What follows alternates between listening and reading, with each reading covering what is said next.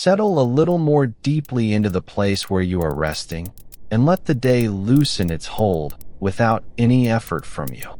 Allow your breathing to find its own quiet pace, while the room around you becomes softer at the edges and the hours ahead grow pleasantly unimportant. There is nowhere else you need to be just now, and nothing in this story will ask you to hurry. I'm the Yawning Historian, and tonight we will follow the first small meals of the morning, beginning beside the Nile while the sky is still blue with the last shade of night. We arrive in Egypt during the New Kingdom, in the broad neighborhood of the 14th century before our era, though we will not pretend that every household or every year was exactly alike. The river has not yet caught the sun. It lies beyond the low houses as a dim band of pewter, quiet enough that the reeds along its edge seem almost motionless. In a courtyard near a workshop, someone wakes the embers that have rested beneath ash since the evening. A breath passes through a reed or a narrow tube. One coal brightens, then another, and a patient orange glow returns beneath the clay hearth. Morning here does not begin with a clock, a printed menu, or a named meal placed neatly between waking and work. It begins with useful sounds. A broom of bundled reeds brushes the packed earth. A pottery lid settles against the rim of a jar. Bare feet pass softly through a doorway. Somewhere farther along in the courtyard, grain waits in a basket. Much of it may be emmer, a hulled wheat widely cultivated in Egypt, though barley also belonged to this grain-based landscape. The kernels do not yet resemble the soft flour in a modern paper bag. They have passed through harvesting and threshing, and the stubborn husks have required their own work. Now a small quantity is placed on a grinding stone. The upper stone moves back and forth in a steady rhythm, not fast and not dramatically, but with the familiar persistence of a task repeated through years. Stone meets grain with a dry, low sound. Scrape, pause, gather, and scrape again. Pale meal collects near the hands, dusting the fingers and settling into the tiny lines of the skin. Experimental archaeology has helped modern researchers understand how demanding this work could be, while remains of ancient bread suggest that the final texture was often far from the smoothness expected today. Minute mineral particles could enter the flour during grinding, and chaff or other plant material might remain. Yet in this quiet morning, no one studies the grain as an exhibit. It is simply food being made ready. The meal is drawn together and worked with water. Exact methods varied, and the evidence does not permit one recipe to stand for all Egyptian bread across centuries. Some dough could have been leavened through fermentation. Some loaves were shaped in forms, while other breads took different sizes and shapes. Archaeological finds and artistic scenes show an impressive range, but our household needs only a modest portion for the coming hours. The dough is pressed with practiced hands, yielding and slightly tacky, while flour clings in a soft band around the knuckles. Nearby, a clay surface has begun to warm. Baking methods changed over the long history of Egypt, and scholars continue to interpret how particular molds, ovens, and hearths were used. In this new kingdom setting, tall ceramic bread molds and ovens are familiar in the record, though a single home may have relied on arrangements suited to its means and its neighborhood. Heat gathers gradually. The scent comes slowly as well. First only warm grain, then toasted edges, then the deeper and calmer smell of bread becoming firm enough to lift and share. It is easy, from a distant century, to imagine an entire people sitting down at once to the same morning table. The old evidence resists that tidy picture. A worker leaving for a building site, a craftsperson opening a workshop, a child remaining close to the household, a scribe attached to an institution, and a member of an elite family could meet the new day differently. Some might eat before labor, others during a pause, and others as part of a household rhythm not preserved for us. The safest word is often, rather than always, and the calmest picture allows room for variation. For many laborers, grain came not only as bread but also as beer, an important food and drink whose place in Egyptian life is well supported. The word beer can sound stronger to modern ears than the ancient reality may have been. Strength, consistency, and method likely varied. Reconstructions suggest a fermented grain drink that could carry nourishment as well as liquid, sometimes thick, sometimes strained, and not necessarily resembling the clear bottled drink of a modern evening. It is better to imagine a broad family of grain beverages than one unchanging recipe poured in every settlement. A jar stands in the coolest part of the courtyard. Its clay is slightly damp where evaporation has drawn heat away from the contents. When the stopper is moved, there is a scent of grain and fermentation, earthy and faintly sour. A small cup is filled. The surface is not perfectly transparent, and a little sediment may settle when the cup rests. It accompanies bread without ceremony. Together, bread and beer formed basic rations in many institutional records, though the quantities listed for workers should not automatically be labeled breakfast or assumed to have been consumed all at 1 hour. The bread is ready enough to handle. Its outside is warm and firm. Its interior denser than a modern loaf made from finely milled flour. One piece is broken rather than cut. A thin cloud of steam rises in the blue light, and the smell briefly fills the courtyard. The fragment might be eaten as it is, dipped, softened, or paired with what the household has. We cannot assign every family the same accompaniment, but common foods known from ancient Egypt allow a few careful possibilities to rest near the bread. Onions and garlic appear repeatedly in the evidence and became closely associated with everyday food, including the provisions of workers.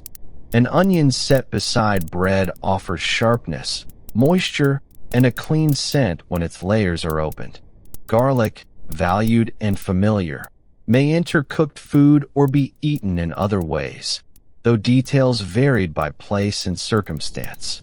A small cluster of dates, when season and supply permit, gives a darker sweetness. Figs, grapes, legumes, cucumbers, lettuces, and other produce belong to the larger Egyptian diet, but no single courtyard held every item on every morning. Our household keeps the first meal plain. A piece of yesterday's bread is warmed near the hearth, becoming softer where a few drops of water touch it. The newer loaf waits for others. An onion is divided. 2 dates are placed in a shallow bowl whose rim has been worn smooth by years of fingers. The cup of beer stands nearby. Nothing arrives in separate courses. There is no need for a special table. Food passes from hand to hand in the practical space where grinding, mixing, storage, conversation, and preparation overlap. The sounds of work continue around the eating. The grinding stone does not fall entirely silent, because more meal may be needed later. A basket is shifted away from the wall. Someone checks a jar by its weight and the coolness of its surface. A child carries a small piece of bread to a shaded step. The morning meal is less a formal event than a gentle crossing between sleep and labor, one activity dissolving into the next while the light slowly strengthens above the roofs. Across the river valley, the Nile and its agricultural cycle supported this world of grain, but even that familiar statement needs quiet qualification. Flood levels changed. Harvests varied. Storage, taxation, temple estates, royal projects, local exchange, and household planning all affected what food was available and to whom. Ancient Egypt endured for thousands of years, and the new kingdom itself contained different reigns, regions, and conditions. Our single dawn is therefore a plausible window rather than a universal rule, framed by the kinds of objects and records that happen to survive. The blue outside begins to soften toward gray. Boats are becoming visible on the river, their outlines first, then the pale angles of furled sail and mast. A boatman may carry bread with him, wrapped or placed in a basket, and eat when the work of departure allows. Along the bank, others prepare for fields, workshops, storehouses, or construction. Their first nourishment might be taken at home, carried away, distributed later, or shared during a break. The concept of breakfast remains flexible, tied more closely to need and daylight than to a number on a dial. In our courtyard, the person at the grinding stone finally pauses. Both hands are pale with flour. They are rinsed with a little water poured carefully from a vessel, not under a limitless stream. The droplets darken the earth and vanish quickly. A piece of bread is taken while still warm, pressed lightly to test its center, then held near the face for the comfort of its heat. This is the sort of pleasure rarely measured in an account. A warmed palm before sunrise, a familiar scent, in a moment in which the day's labor has not yet gathered speed. The elite world could look quite different. Tomb paintings preserve tables laden with loaves, fruits, meat, jars, flowers, and vessels, images that could express abundance, ritual provision, status, or hopes for the afterlife. They are precious evidence, but they should not be read as photographs of a typical breakfast. A wealthy household had access to more variety, more servants, finer containers, and foods beyond the reach of many laboring families. Even then, what was displayed for eternity need not match what one person ate on an ordinary morning. This is why our story stays near the modest hearth. Here, status is visible through absence as much as presence. There is no polished service arranged in symmetrical rows, no lavish spread of meat and imported delicacies, no formal audience. There is grain stored against need, pottery repaired rather than discarded, and a meal assembled from foods that can support the body's work. Simplicity does not mean sameness, and poverty should not be romanticized. It only means that the first foods of the day often grew from the practical economy of the household. Its taste is not presented as strange. To the people who know it, it belongs to the day as naturally as the feel of clay beneath a hand. The cup passes to another person. A thumb rests in the worn place near the rim. The drink has the softened body of grain and a slight liveliness from fermentation. It makes the dense bread easier to swallow. When the cup is set down, a tiny ring of moisture remains on the packed earth, catching amber firelight for a moment before the ground drinks it away. Food preparation also had its own social patterns, though the surviving images and models can tempt us to assign every task too confidently. Women are often shown grinding grain and making bread or beer, while large institutions could organize specialized workers. Daily practice was surely shaped by household size, age, status, skill, and necessity. In this courtyard, we need not name every pair of hands. We can simply hear several rhythms overlapping: the stone, the broom, the pottery lid, the low murmur of voices, and the soft crack of bread being divided. The fire settles after its first bright work. A pot near the edge of the heat gives a small sound as its contents warm, though we leave it unnamed rather than inventing a recipe. Smoke rises, meets the cooler air, and slips toward an opening above the courtyard wall. The scent of fuel mingles with warm pottery and bread. Depending on place and availability, households made careful use of the plant matter, wood, and other fuel they could obtain. The fire's practical warmth came from whatever could be gathered, saved, or acquired. By now the lane outside is awake. The first broom has been joined by others. Doors open toward the street. A craftsperson carries tools. Someone balances a jar with the unhurried certainty of long practice. The sun has not yet become hot, and the stone and mud brick surfaces retain the coolness of night. Morning work takes advantage of this gentler hour. A portion of bread wrapped for later becomes part of that plan, carrying the courtyard's warmth into a workshop where the day may last well beyond the freshness of dawn. The word breakfast comes from a much later linguistic world, with the idea of breaking a night's fast. Applying it backward can be useful if done carefully, because people in ancient Egypt certainly ate after waking. Yet it can also smuggle in a modern picture of fixed hours and expected dishes. Our New Kingdom morning is better understood as morning nourishment, something eaten before work, during preparation, or when appetite and custom made room. It might be light or substantial, shared or carried, familiar enough to pass without comment. The courtyard now has two colors. Amber lives low around the coals, and pale cream gathers on the upper wall where sunlight has finally reached it. Between them lies the lingering navy of shadow. The palette is simple and restful, like the meal. Clay takes on a muted rose tone. Flour looks almost silver on the grinding stone. A date pit rests in the bowl. Nothing has been arranged for our view, yet every worn object records contact with generations of hands. A light breeze reaches the courtyard from the river and cools the flour-dusted hands. It stirs the edge of a reed mat, carries away a thread of smoke, and makes the small flame bend without going out. For a moment, the household is held between night and full daylight, with warm bread at its center and the broad river breathing quietly beyond the wall. We return to the hearth before the sun climbs high. Only a few crumbs remain on the shallow dish. They are brushed together rather than ignored. Food represented land, work, time, and risk, and it was not casually wasted. The last small piece may be saved, eaten, softened later, or offered to a child. The archaeological record cannot tell us the fate of these particular crumbs. It can only remind us that usefulness often continued beyond the moment a modern table might call finished. In this way, the first morning of our journey refuses a sharp beginning or ending.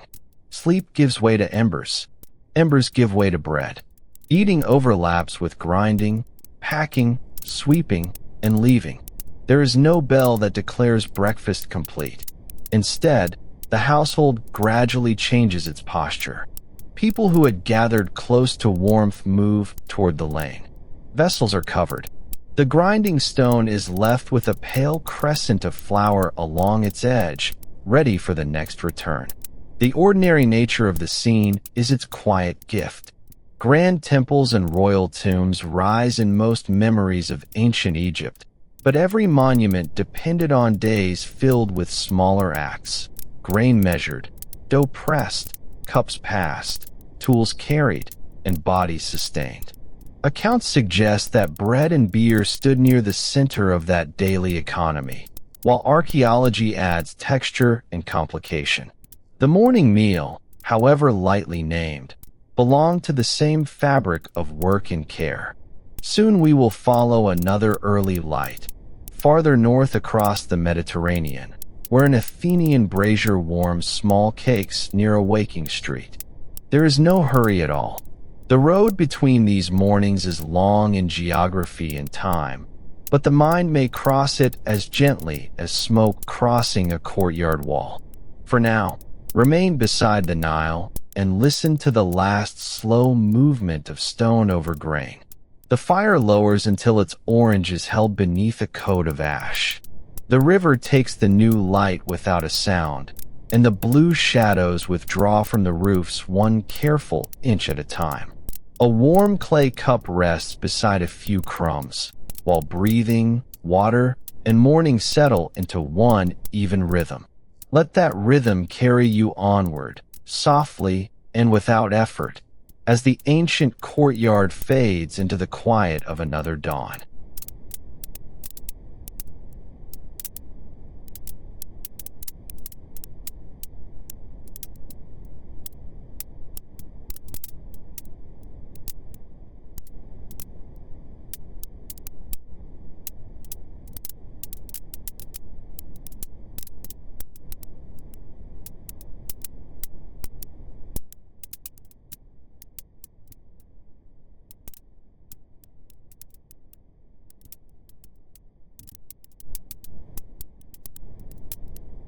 The last warm clay cup beside the Nile grows distant now, and another line of dawn appears across another shore.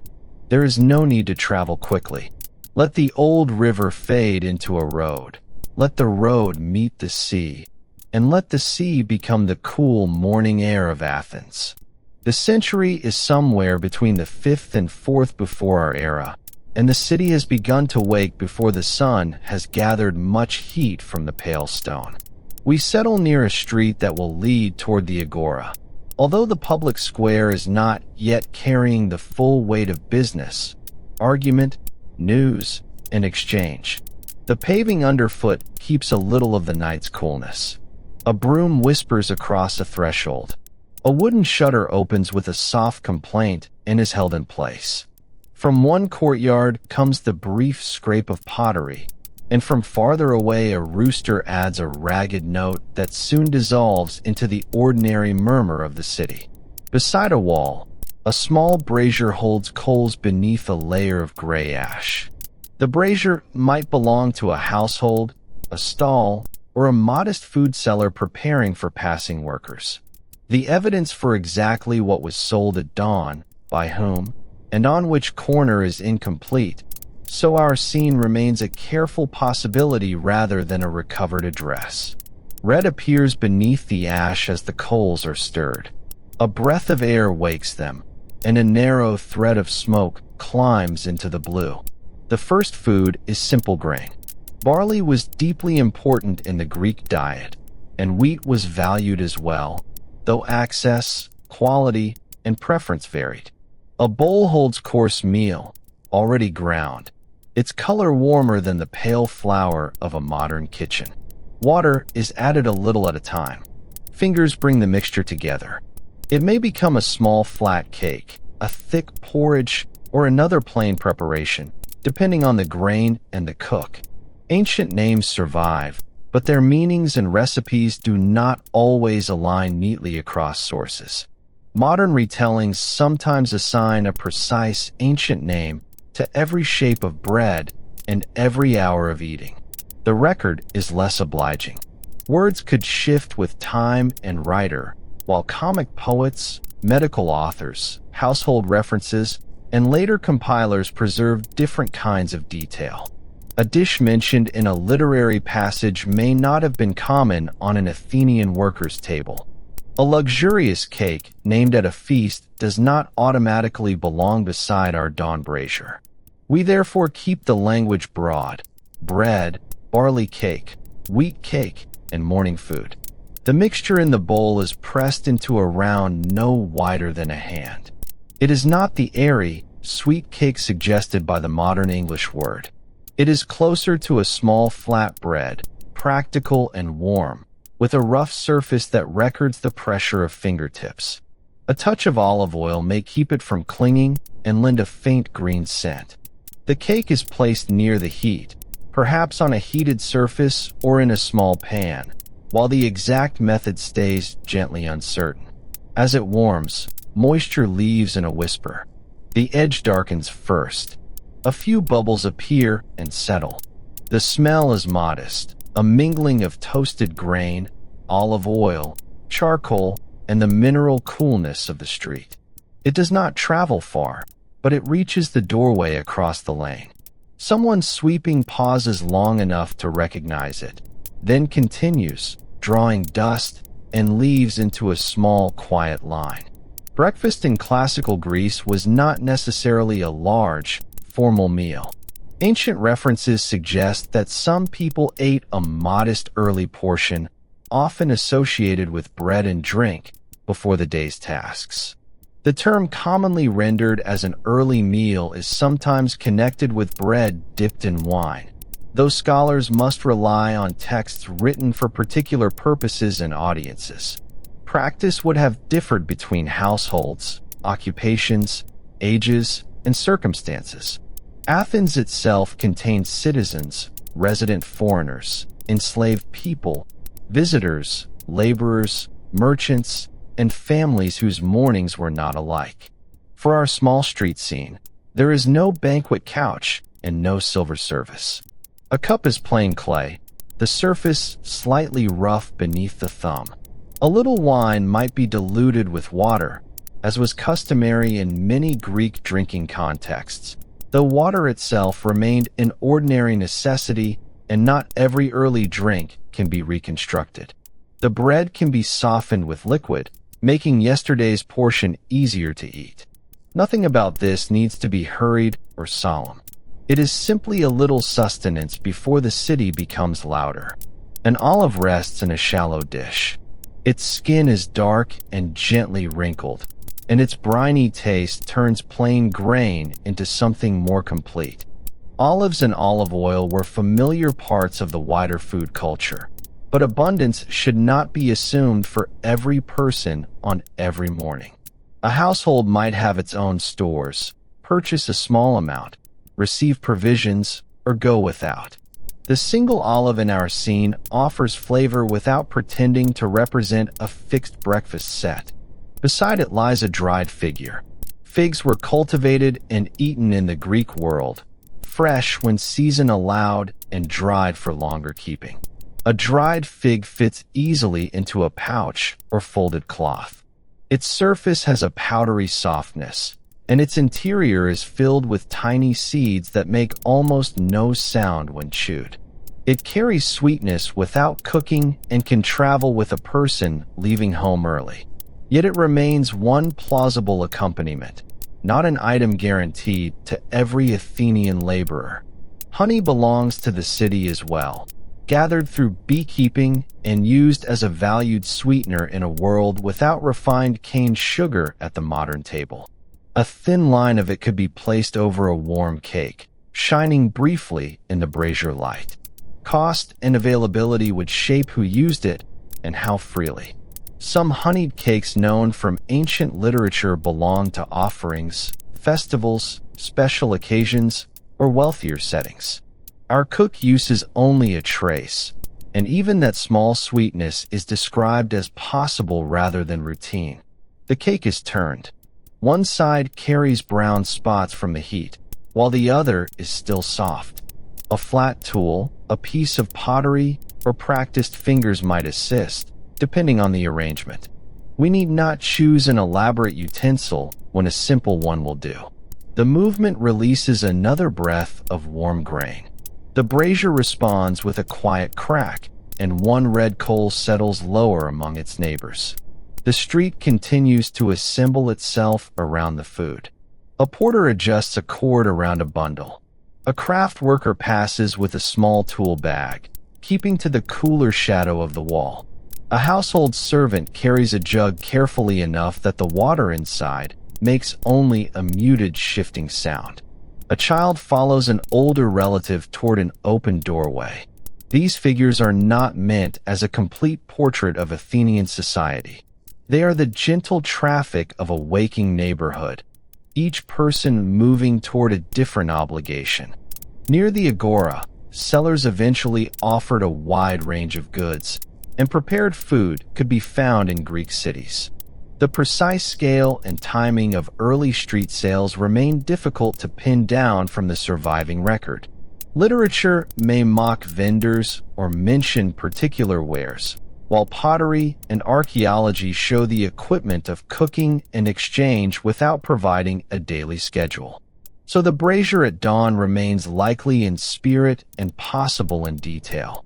An urban heat source, a simple cake, and a few customers beginning their day. The first customer receives the warm round in a small piece of cloth or directly into the hand after it has cooled just enough. Coinage had an important place in Athenian markets, but purchases could vary in size, context, and arrangement, and we do not pause to invent a price. The customer presses the cake between finger and thumb. Its center gives slightly.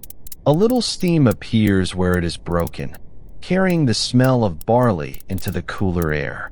The texture is dense and a little coarse.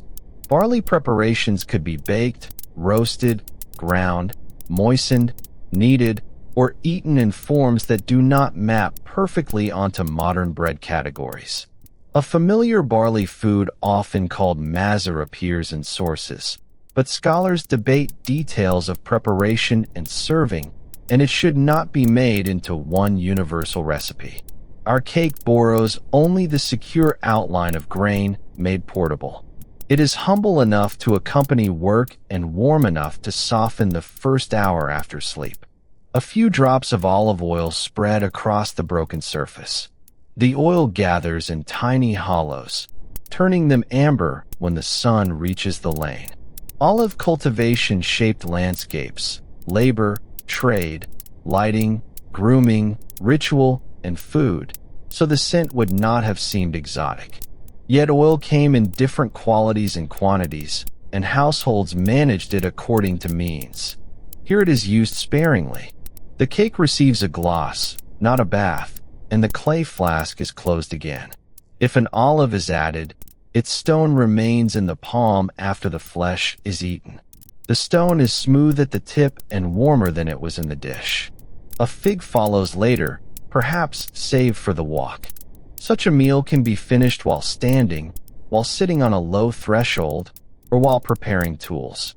It does not require the reclining posture associated with the symposium, nor the richer dishes that literary imagination often brings to ancient Greece. Dawn belongs to a quieter economy. The richer tables of Athens could support other breads, cheeses, fruits, honey, and varied preparations.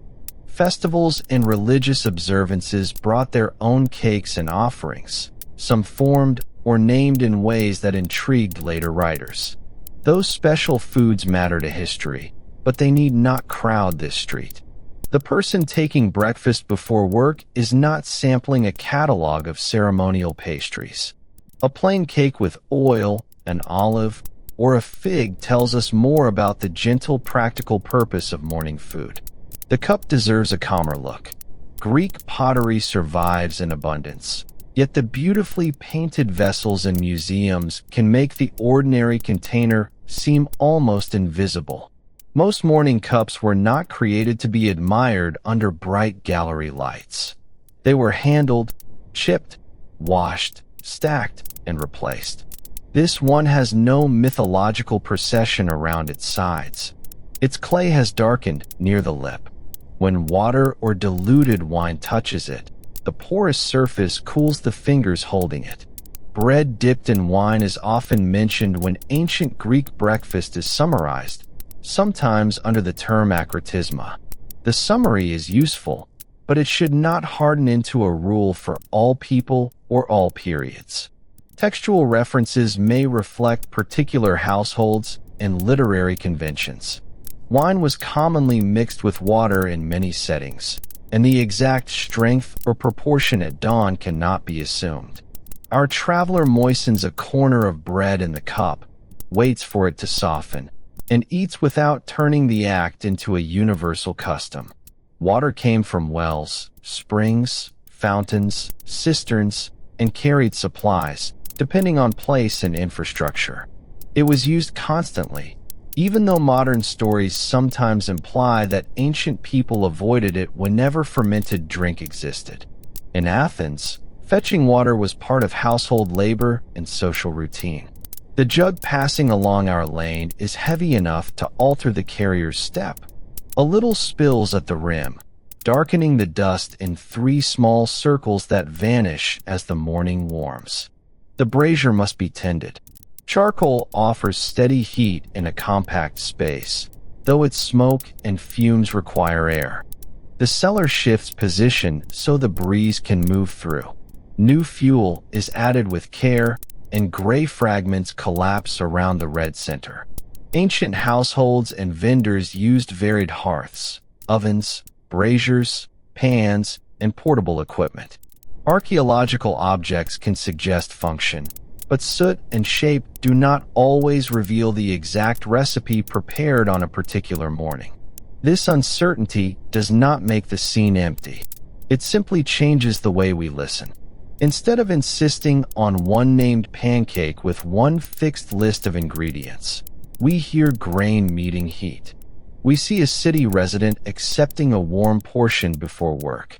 We smell oil, charcoal, and the faint sweetness of a figure. The broad pattern is plausible, while the small details remain lightly held.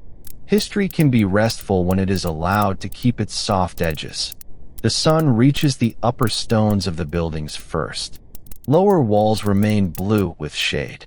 Roof lines brighten, and a thin gold band appears along the street. The agora ahead will soon fill with voices, transactions, public business, and the wandering attention of those who have come to see what the day holds. At this hour, however, sound is still separated into gentle pieces: broom bristles, sandals, pottery, a seller's low greeting, and the tiny hiss of batter near heat. A woman from a nearby household brings yesterday's bread to warm at the edge of the coals. Whether such an informal arrangement belonged to this exact street cannot be known, but shared heat and neighborhood exchange were practical possibilities in dense urban life. The bread has stiffened overnight. A little moisture and warmth make it kinder to the teeth. Its surface releases the familiar smell of grain again, as though the previous day's baking has briefly returned.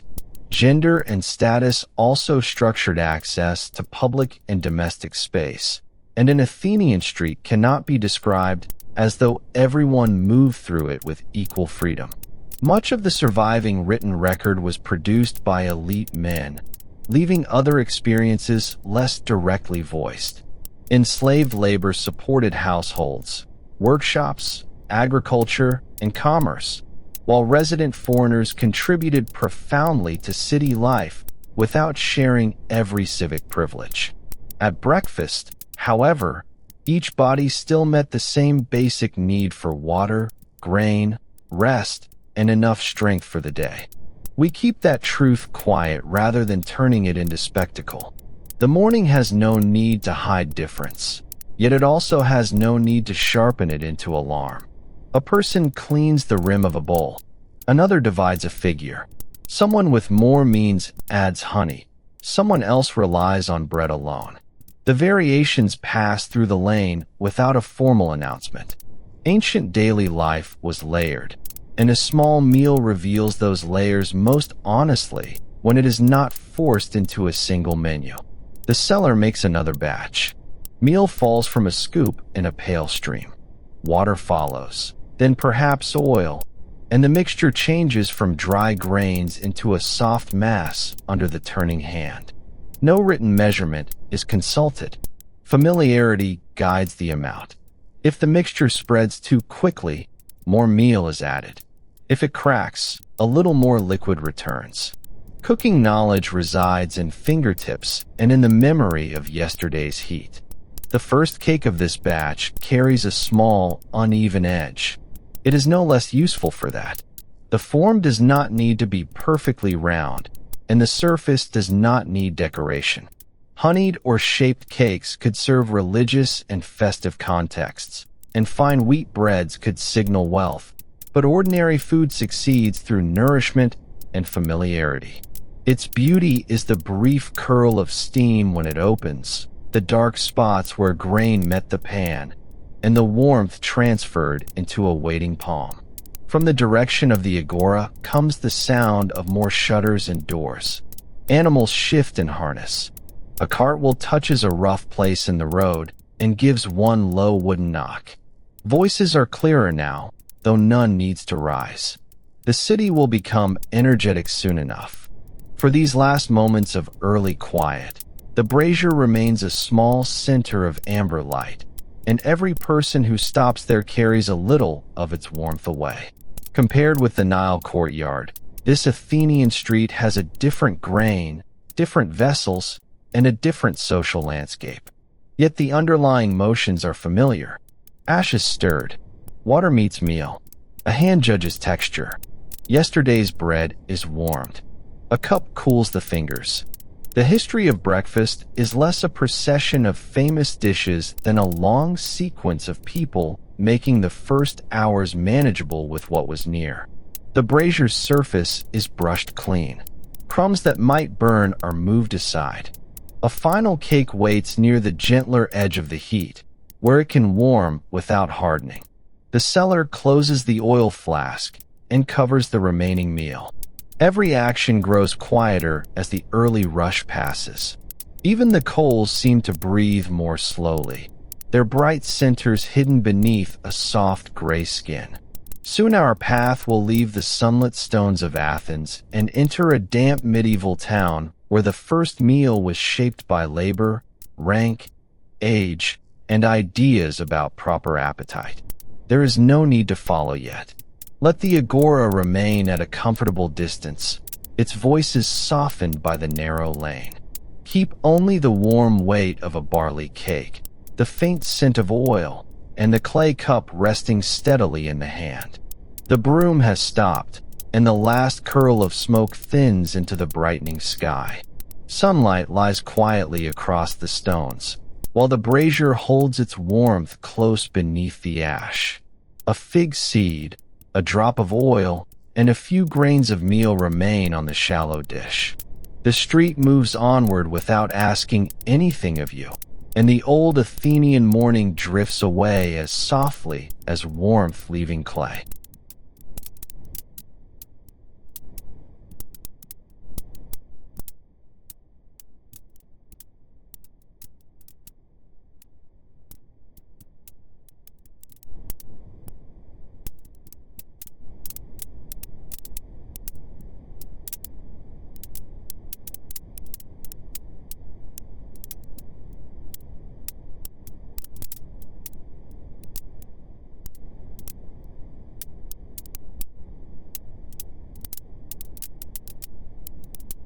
The amber coals of Athens settle beneath their ash, and the sunlit stones become a softer gray. Across many centuries, another street waits in the cool hour before full daylight.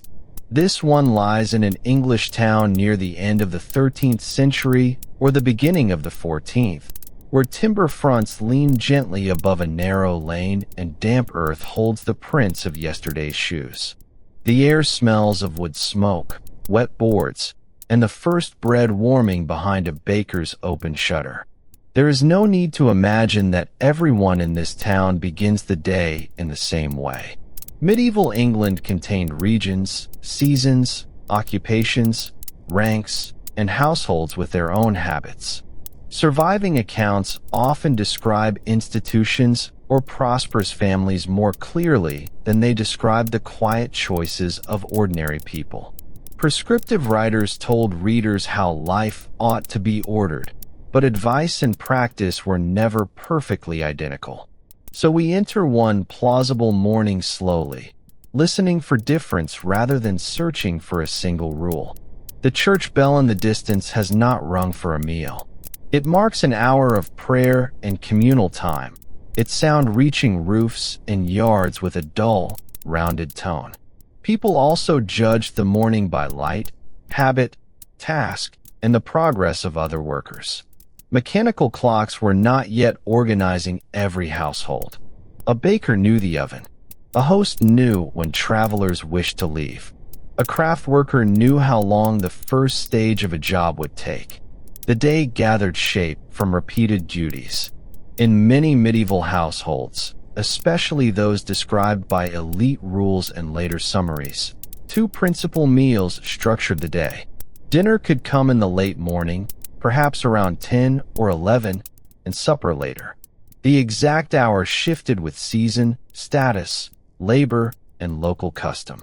This rhythm did not mean that every person remained without food until dinner. It meant that the first substantial, socially recognized meal might arrive much earlier than a modern evening dinner and much later than the moment some workers rose. The word breakfast can therefore mislead in two opposite directions. It can make us picture a fixed menu served to everyone soon after waking, which would be too modern. It can also lead to the famous claim that medieval people did not eat breakfast, which would be too absolute. Some did eat early. Children, older people, those who were unwell, travelers, and people facing demanding labor could have practical reasons to take food before the main meal. Custom and moral commentary shaped the choice, but need shaped it too. Our street begins at a modest inn. It is not crowded, and no dramatic travelers arrive at the door. 2 guests have slept on simple bedding and intend to continue along the road while the ground is cool. Their host has been awake long enough to stir a small fire. Yesterday's bread rests near the heat, not close enough to scorch. A little warmth moves back into the crust, and steam from a pot makes the room feel gentler than the damp yard outside. Bread was central to the medieval diet, but bread itself varied. Wheat loaves of different quality, mixed grain breads, rye, barley, and oats all belonged to particular landscapes and markets. Status influenced fineness and color, while local crops and price influenced what a household could obtain. We do not label the loaf in the inn too precisely. It is dark, dense, and slightly firm after a night on the shelf, with a floury line still visible along one side. The host moistens a cut surface and places it near the hearth. Yesterday's bread was too useful to discard merely because it had lost softness. It could be warmed, dipped, crumbled, or included in other food. The loaf gives a small crack as heat reaches it. Soon the interior yields beneath a thumb.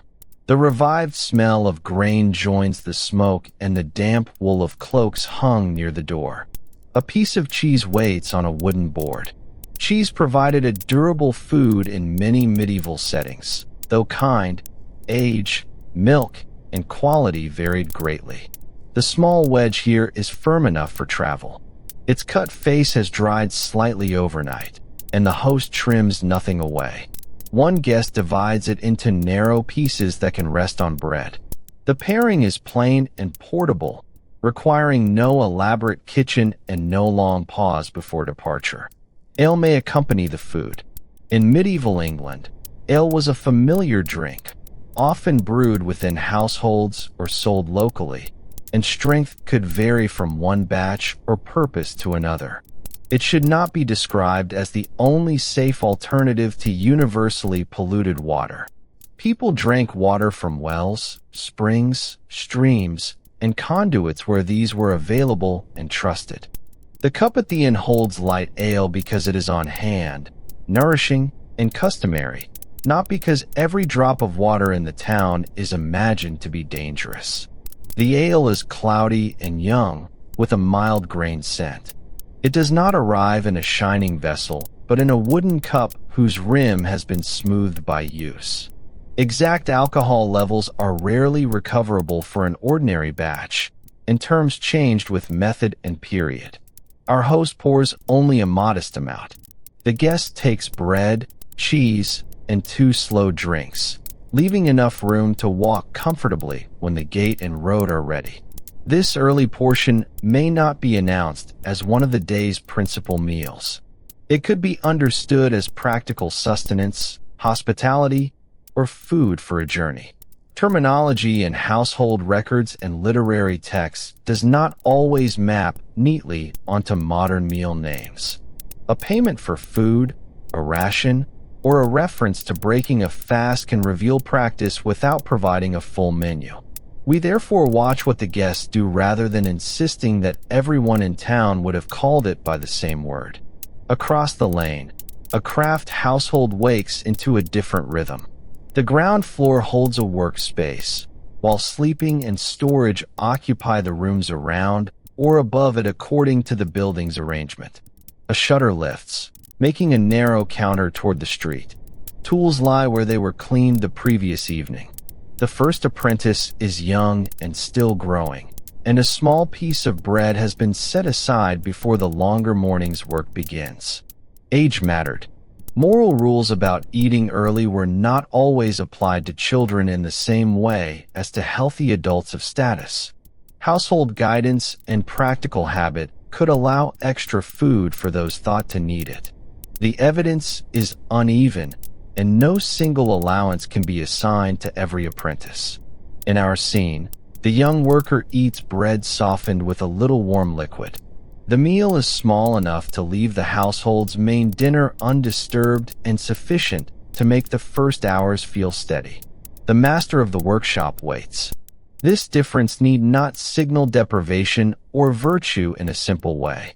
He expects dinner in the late morning and is accustomed to beginning work without an earlier portion. In some elite and moral discourse, eating too early could be associated with weak discipline or excessive appetite, unless necessity justified it. Such judgments were ideals expressed within particular social worlds. They tell historians what some writers valued, not what every medieval stomach quietly did before dawn.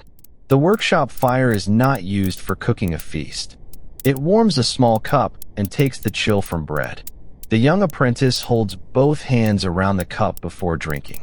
Outside, moisture lies on the yard boards.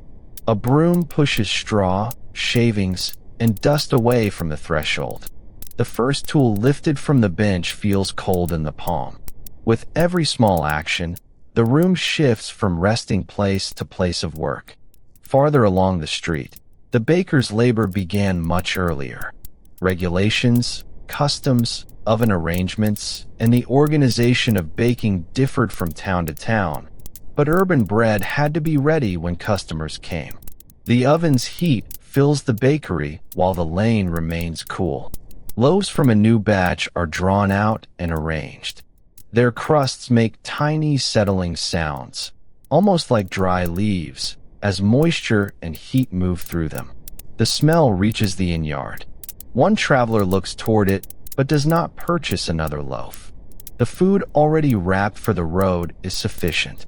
A cloth bundle contains bread and cheese, perhaps with an onion or another durable accompaniment if the host's stores allow. Leftovers from a previous meal could also be carried, though the word leftovers covers many forms, from a bit of cooked food to bread saved deliberately for later use. Frugality was part of ordinary household management.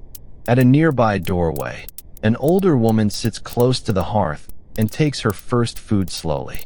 The surviving record does not tell us her name or menu, so the scene remains modest. Bread has been softened until it requires little effort to chew. A spoon moves through a thin pottage left from the previous day and warmed again, a plausible use of grain, vegetables, or legumes without prescribing an exact recipe. Heat is as welcome as nourishment in the damp morning. Pottage was a broad category rather than one fixed dish. It could be thin or thick, simple or enriched, made from ingredients shaped by season and household means. It might form part of a principal meal or be reheated when convenient. Calling this particular bowl breakfast would again impose more certainty than the evidence provides. It is food taken early by someone for whom waiting until late morning dinner may be uncomfortable, and that practical description is enough. The spoon touches the side of the pot with a quiet wooden tap. A little steam gathers beneath the woman's chin and disappears. Her cup contains water drawn earlier, cool against the warmth of the hearth. This small detail keeps us away from another familiar exaggeration. Medieval people did not spend every hour drinking ale because water was unknown or universally feared. Water quality varied, access varied, and people made local judgments, just as they judged bread, fuel, and weather. The inn's host, meanwhile, has not eaten much. Tasting while preparing food, finishing a crust, or taking a sip may not be recorded as a meal at all. The boundary between eating and not eating is softer in lived experience than in a rule book. A cook who samples a pot, a parent who shares a child's bread, or a worker who takes a bite before leaving can disappear from formal descriptions. History often preserves the name dinner more clearly than these little crossings. The late morning dinner will be the stronger center of the day for many in our town. Work pauses, a household gathers as circumstances allow, and bread accompanies pottage or other dishes. The time, sometimes summarized as 10 or 11, should remain approximate, not a bell heard identically across the kingdom. Daylight shifted through the year. Occupational demands interrupted schedules. Wealthier households could order service more formally, while smaller homes adjusted to work and available food. In an elite household, rank could determine seating, service, portions, and the meaning attached to early eating. Prescriptive ideals might present restraint before dinner as proper for a healthy adult, while recognizing exceptions. Yet elite household practice should not be copied directly into a craft family or roadside inn. The accounts that survive most richly can magnify the lives of those with clerks, estates, and stores. Ordinary households left fewer lists, even though they contained far more ordinary mornings. We do not need a great hall or a winter siege to understand that gap. It appears here in the smallest room of the inn. One adult waits for dinner. One young worker eats early. One traveler carries bread. One older neighbor warms pottage. The street holds all these rhythms at once, with no contradiction that the people living them need to resolve. A main meal can remain socially important, while smaller morning portions continue around it. The bell sounds again, clearer now. Its vibration seems to hang in the wet air after the metal has stopped. The apprentice has finished the softened bread and wipes the cup with a cloth. The master checks a tool edge. The older woman covers the pot. At the inn, the travelers fasten their cloaks and test the weight of their bundles. The morning moves forward in measured pieces. Bread from the bakehouse begins to leave in baskets. Some loaves are finer, others darker or mixed, and prices and regulations shape their sale. Medieval English towns could regulate loaf weight and cost in relation to grain prices, though enforcement and local practice were not uniform. We do not pause over statutes in the lane. We notice only that bread carries both nourishment and calculation, its size connected to harvest, market, household purse, and a baker's careful judgment. Cheese has its own quiet economy. It turns milk into something that can keep longer and travel farther, though preservation depended on method and conditions. Rural production connected with town markets and household stores.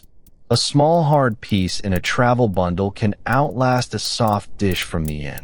Its salt sharpens the dense bread.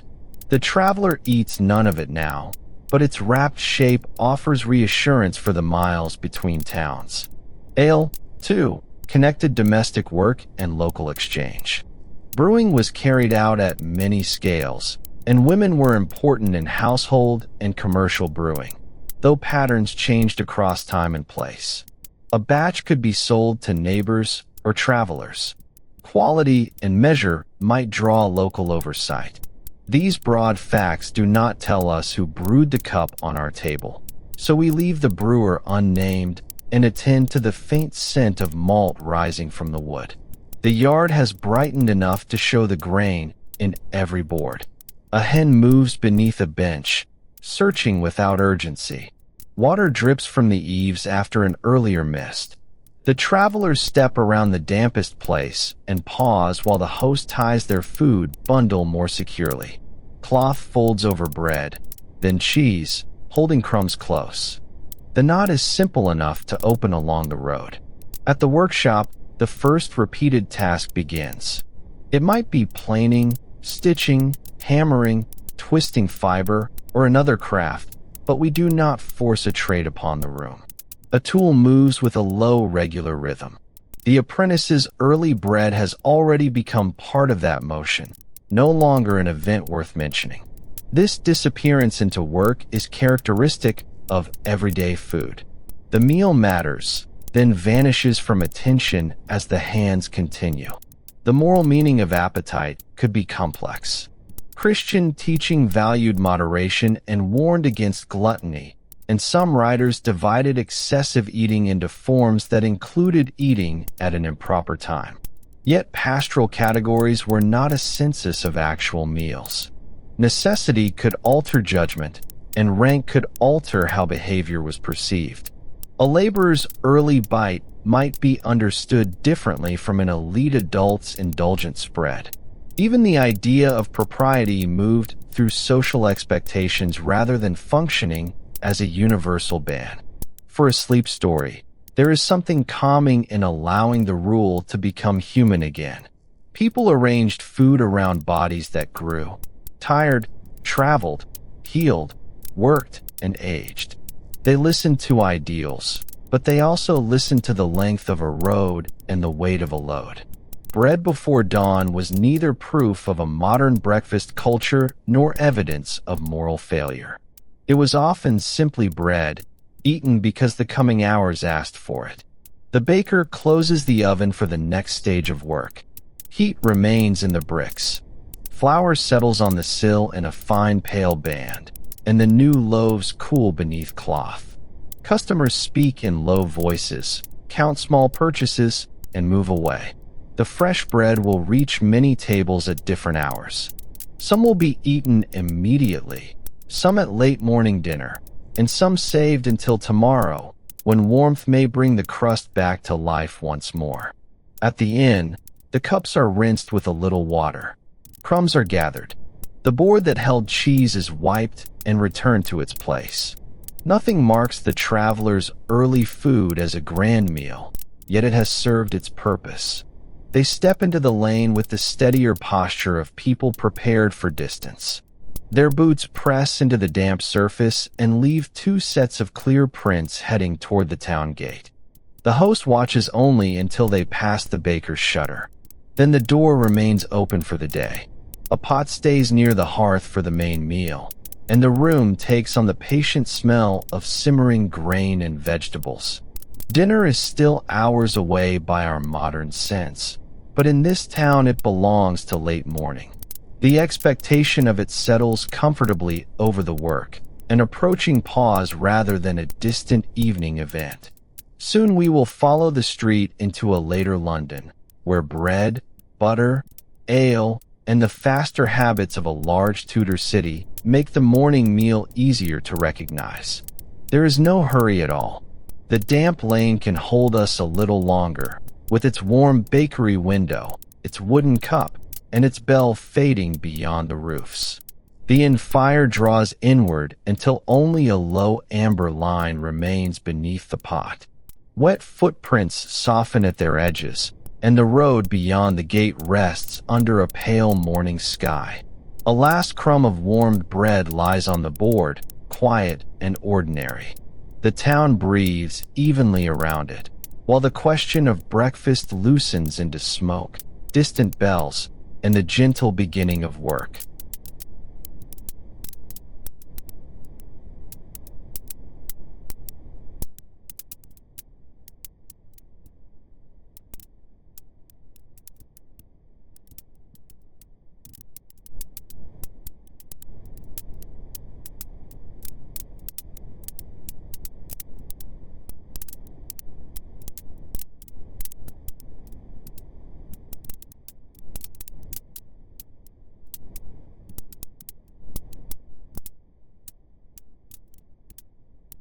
There is no hurry at all as we leave the damp lanes of the medieval town and allow the centuries to pass quietly around us.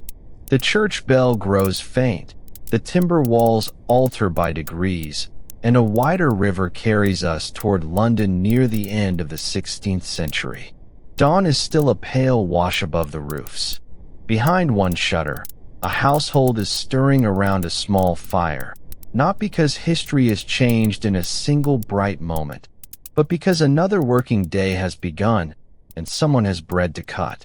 The room is modest and close, with plaster between dark wooden beams and rushes or bare boards underfoot, according to the means of the household. Last evening's heat has settled into ash. A servant, an apprentice, or an older child bends near the hearth and coaxes a red point from beneath it, adding a shaving of wood, then another. The sound is hardly more than a dry whisper. Soon the iron pot receives a little warmth. The room receives a little amber light, and the people sleeping beyond the partition begin to recognize morning by its familiar sounds. On a table stands the most dependable part of the meal, bread. It may be a coarse loaf made largely from rye or mixed grain, or a lighter wheaten loaf in a more prosperous home. Tudor rules and household accounts reveal a world that cared closely about the weight, price, and quality of bread, though the loaf before us need not carry a precise label. It is enough to notice its firm crust, its close crumb, and the flour that remains in a pale line where the knife passes slowly through it. The bread may be a day old, and that is no great inconvenience. Near the fire, a slice softens and takes on the faint scent of smoke. Nothing needs to leap or crackle. The surface simply warms while the room becomes visible. A wooden cup, a pewter spoon if the family owns one, a folded cloth, a knife used by several hands. Morning food in this place is practical, assembled from what the house already holds, and eaten before the work of buying, carrying, sewing, brewing, sweeping, or keeping accounts begins in earnest. Butter waits in a small dish. Its color changes with season and feeding, sometimes deep and yellow, sometimes paler, and its texture depends upon the coolness of the room. On this morning it yields under the knife. Spread across rough bread, it settles into the warm pores and shines briefly in the firelight. Bread and butter sound almost too ordinary to belong to history, yet ordinary things often travel furthest. Surviving household records and contemporary writing suggest that this pairing was familiar, though no single Tudor breakfast stood for every neighborhood, income, season, or appetite. In wealthier rooms, the morning table might offer finer bread and more choices. In poorer rooms, the portion could be simpler and the loaf darker. Between those ends lay a broad city of artisans, shopkeepers, servants, laborers, widows, children, lodgers, and apprentices, each following a slightly different clock. Some ate soon after rising. Some waited. Some carried food with them. The word breakfast was already known, but the meal was not yet a perfectly standardized ceremony with matching dishes and a fixed menu. It was the breaking of a night's fast in many quiet forms. A wooden cup is filled from a jug. It may contain ale, and in some households a weaker, everyday brew that later writers often call small beer. The language and strength varied, so it is safer not to imagine one exact recipe in every vessel. Such drinks supplied grain, flavor, and dependable household nourishment, especially where brewing was part of the weekly rhythm. Their presence does not mean that every Londoner feared every drop of water. That modern saying makes the past too simple. People knew and used water, while wells, conduits, springs, ale, and beer all belonged to the city's complicated daily supply. London had public conduits that brought water to points where it could be collected, and households also relied on wells, carriers, and local sources of uneven quality. The river was highway, workplace, sewer, and source, all at once, which made its water a changing thing rather than a single condition. A person choosing ale with bread was not necessarily making a little medical calculation at sunrise. Taste, habit, price, availability, household practice, and the substance of a grain-based drink all mattered. In the half-lit room, the cup is simply familiar, passed from hand to hand without alarm. Brewing itself leaves a gentle trail through the house. Malt must be stored, vessels scrubbed, water heated, and yeast tended through knowledge learned by repetition. Many women brewed for their households, and some sold drink on a small or larger scale. Although London's trades were increasingly watched by rules, guild interests, and civic authorities. The morning cup, therefore, carries many hours of unnoticed labor. Its surface is dull brown in the weak light. There may be a little foam near the rim. The drink is taken slowly with the bread, neither feast nor spectacle, merely part of beginning. If the season is kind and the household has access to it, fruit may join the meal. An apple stored through cooler months might be wrinkled but fragrant when cut. Pears, plums, cherries, or berries belong to their own short times, while dried fruit travels differently through shops and storerooms. Imported fruit and spices existed in Tudor London, but price and status shaped who met them at an ordinary table. We need not scatter costly sweetness over every breakfast. A plain apple beside bread and butter gives the room enough color, a muted green against brown wood. Cheese, too, could extend the meal, as it had done for many generations.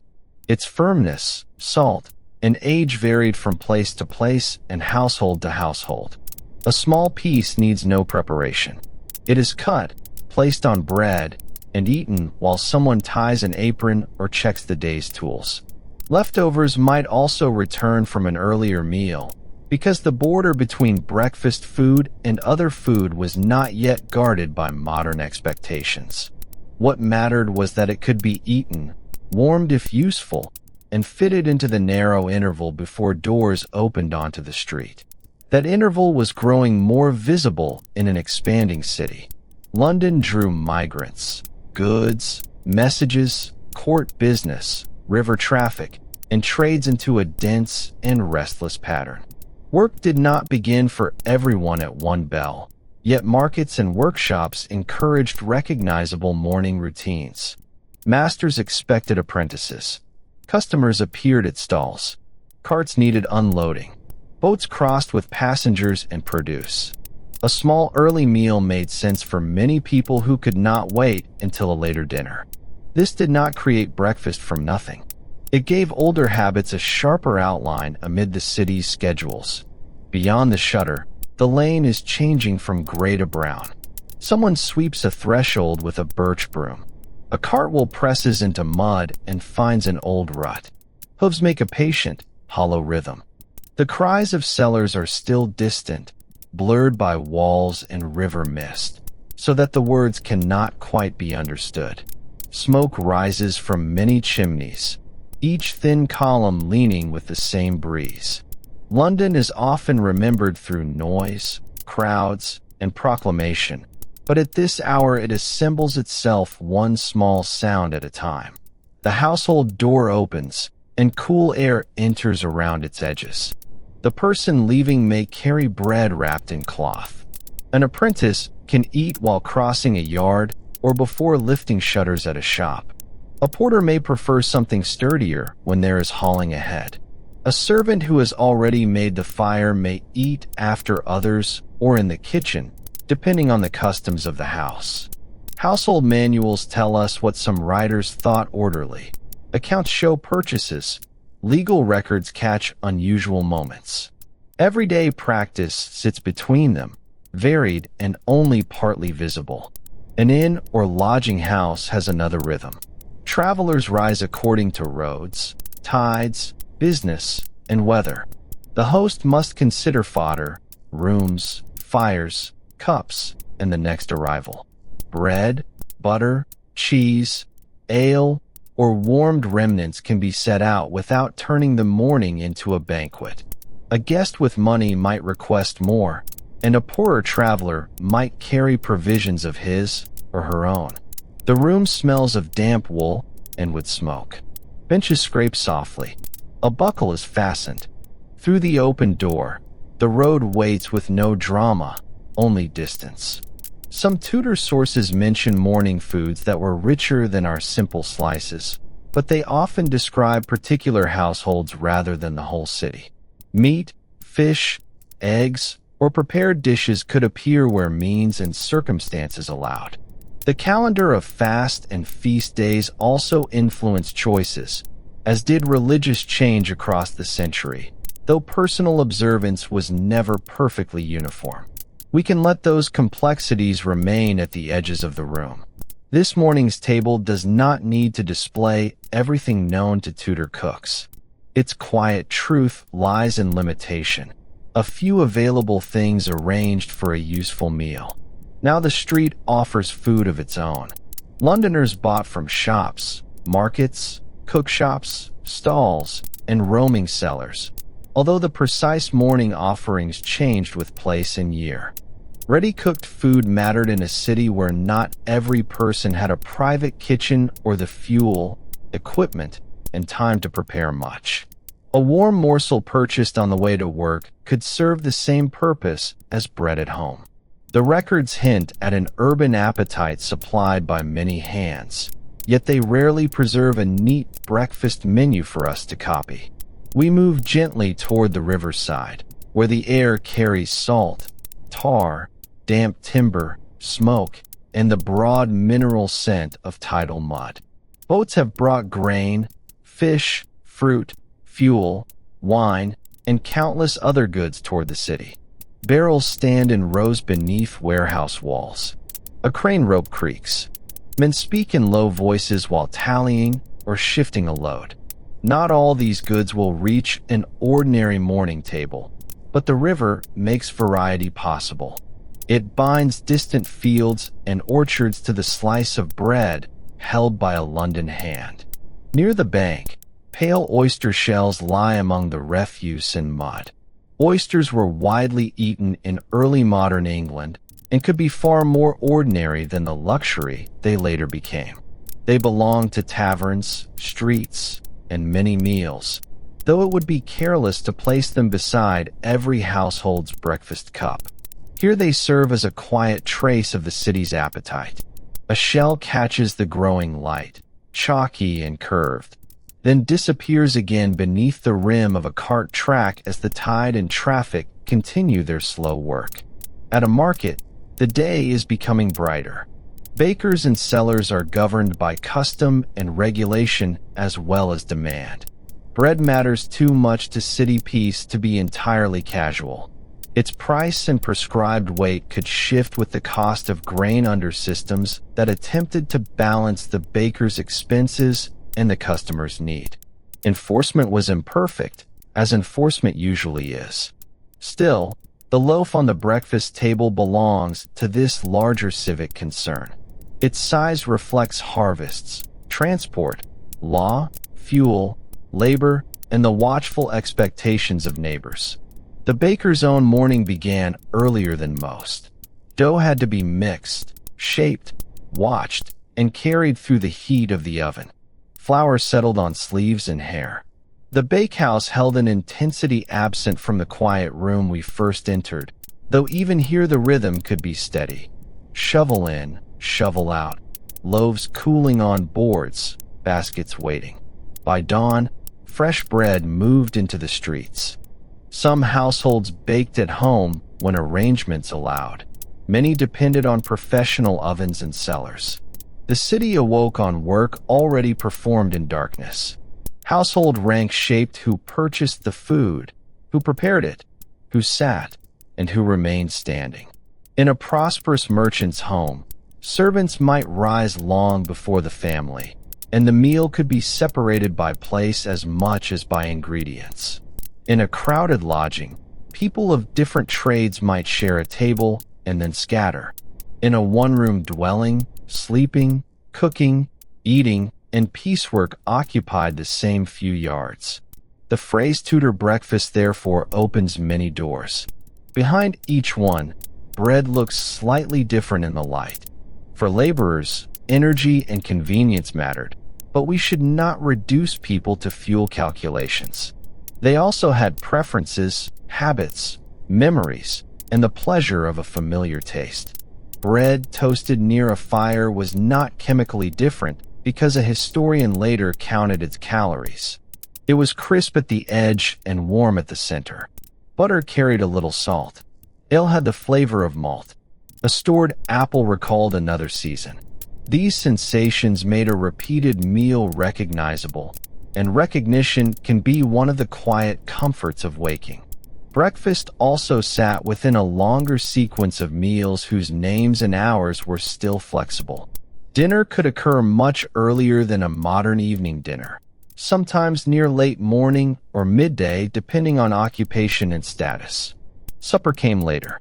As working patterns changed, some people found room for an earlier meal, while others continued without one or ate only a mouthful.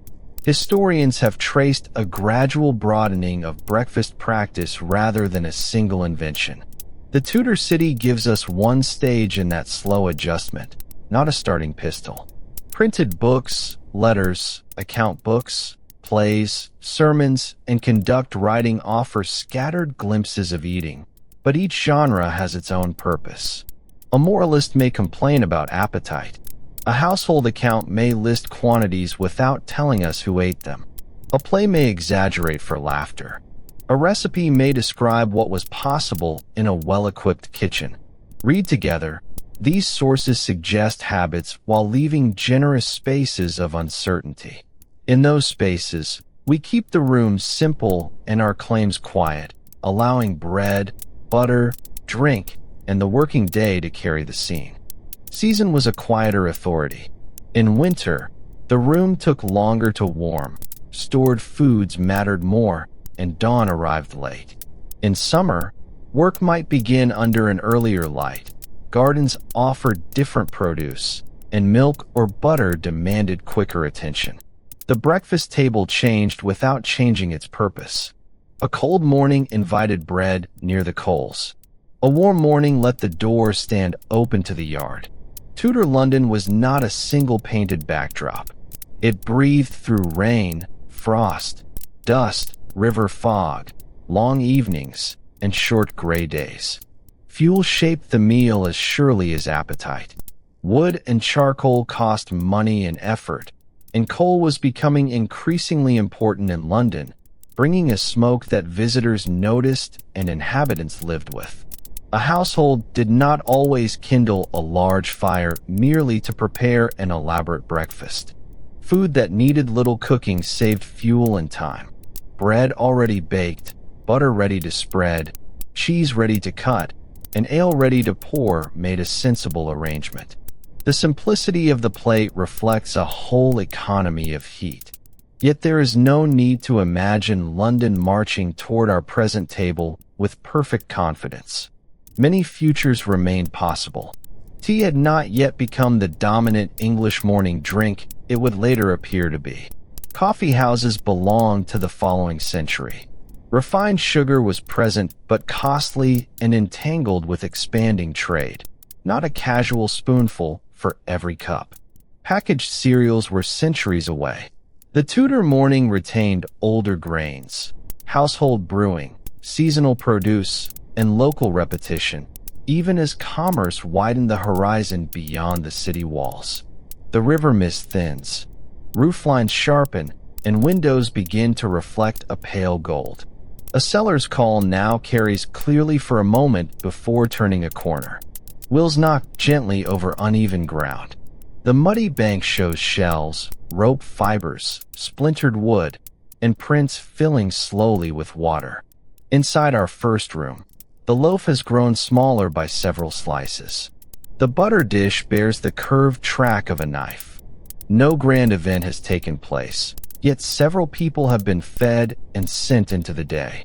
The person who tended the fire remains for a little while, setting cups aside and brushing crumbs into one hand. Perhaps that person now takes a share, or perhaps breakfast was eaten in fragments during the work. Household service often blurred preparation and consumption into the same stretch of time. A warm end of bread is dipped, spread, or eaten plain. The room is brighter now, but the hearth still holds its amber center. Ash settles around it in soft gray folds. From such rooms, breakfast became more visible as an ordinary urban habit, though never identical from door to door. It did not arrive through a decree, and it was not summoned by one fashionable dish. It gathered around labor, household order, available food, and the convenience of eating before the main business of the day. Bread and butter needed no explanation. A cup needed no legend about poison water. Fruit, cheese, egg, or a bought morsel appeared when circumstances allowed. The meal was flexible because life was flexible. Soon we will let the Thames and its bells recede, and another morning kitchen will come into view far to the east, where steam gathers beneath a wooden lid and a bamboo broom passes over the ground before a shop front. There is no need to follow quickly. For now, remain beside the Tudor hearth while the last slice warms and the city's distant voices soften into one continuous murmur. The fire lowers after its useful work.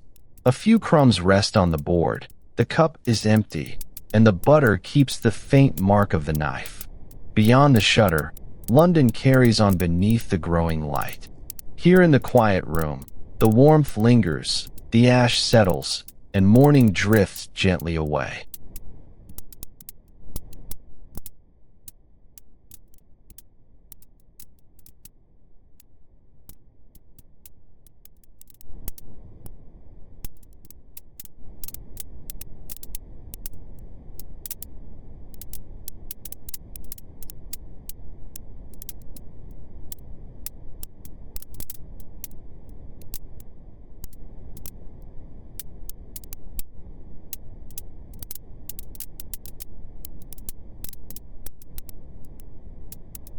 There is no hurry as the Thames mist thins behind us and another morning gathers far to the east. The cart wheels and bells of Tudor London soften until they seem to belong to the same distant hush as rain remembered through a wall. In early 19th century Edo, dawn rests in a narrow street of wooden townhouses and shops. One door is still closed. Behind it, a small kitchen is becoming warm, and a round wooden lid trembles almost invisibly above a pot of rice.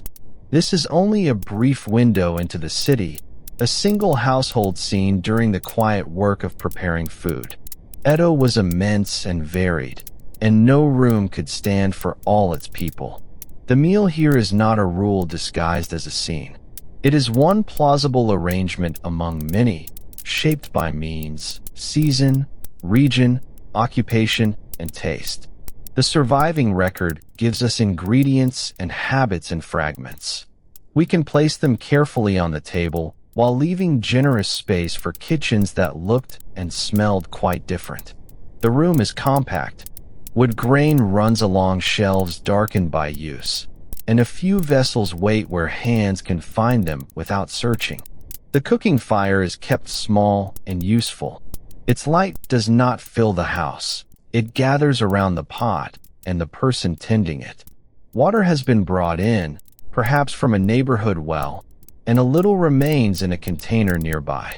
The air is cool enough for the rising steam to show clearly, folding upon itself beneath the roof before disappearing.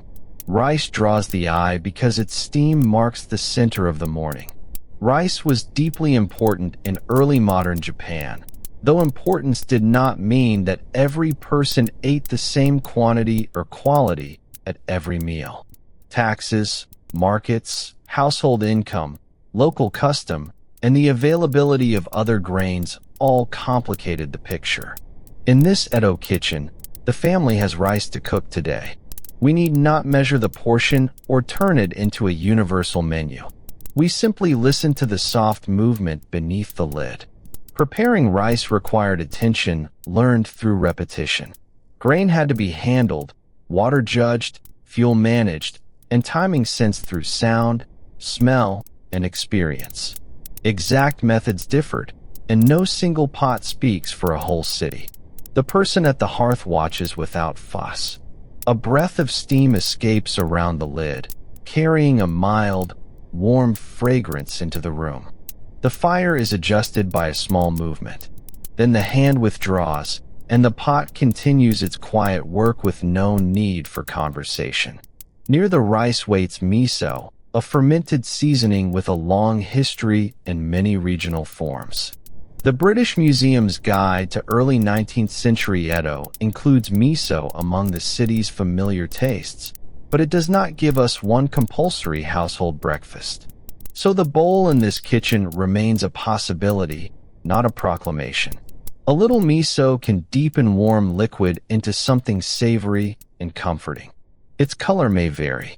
Its strength may vary. What matters in the room is the gentle fragrance that joins the rice steam. The soup is modest. Water warms, and whatever additions the household has chosen are kept simple. Tofu may appear when it is available and wanted, cut into quiet, pale pieces. Vegetables might follow the season.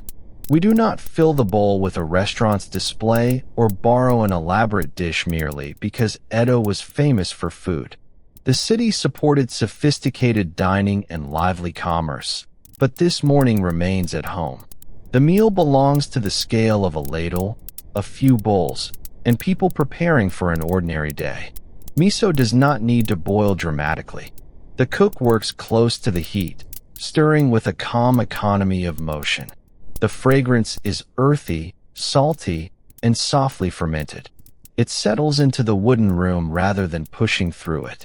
A bowl receives a little soup and gives off its own small thread of steam. Beside the rice pot, the two scents meet.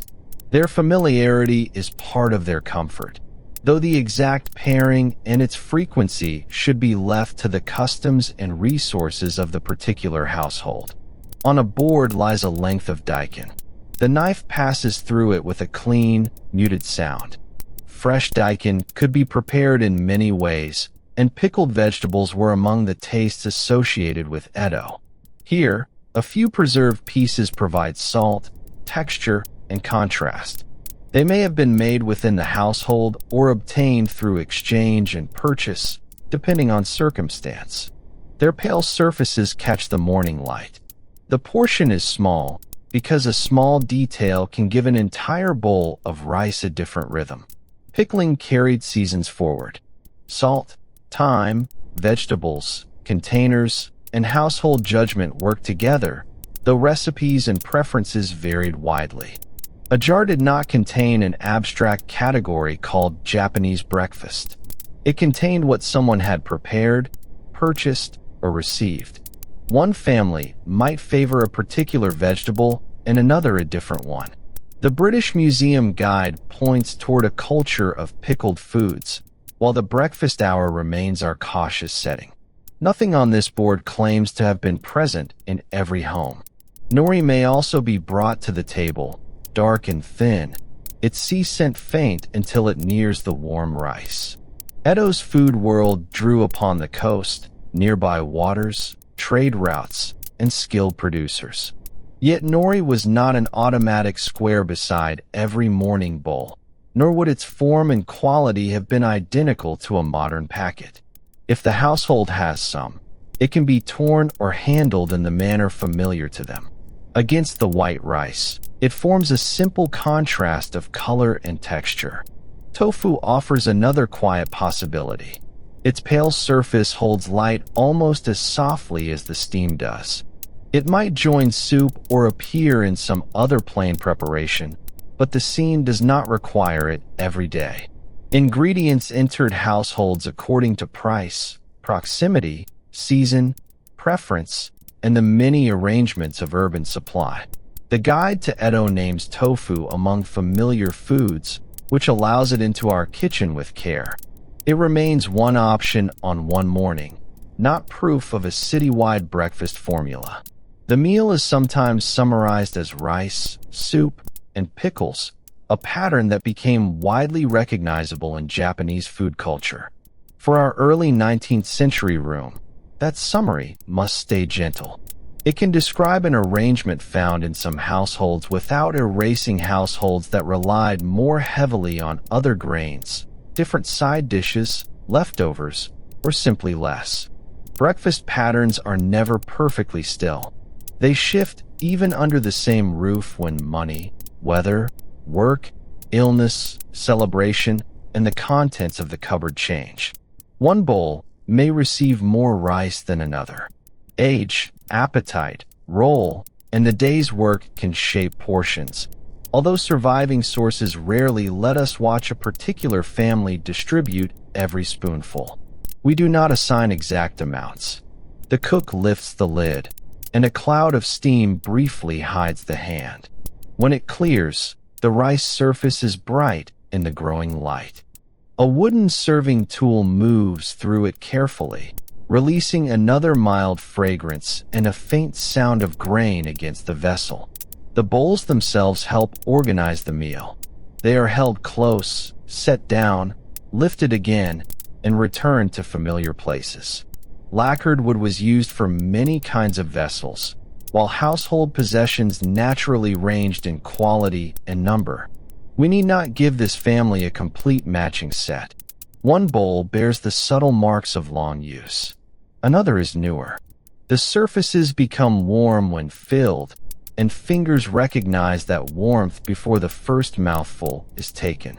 Outside, a bamboo broom moves across the ground before the house. Its bristles make a dry, measured whisper.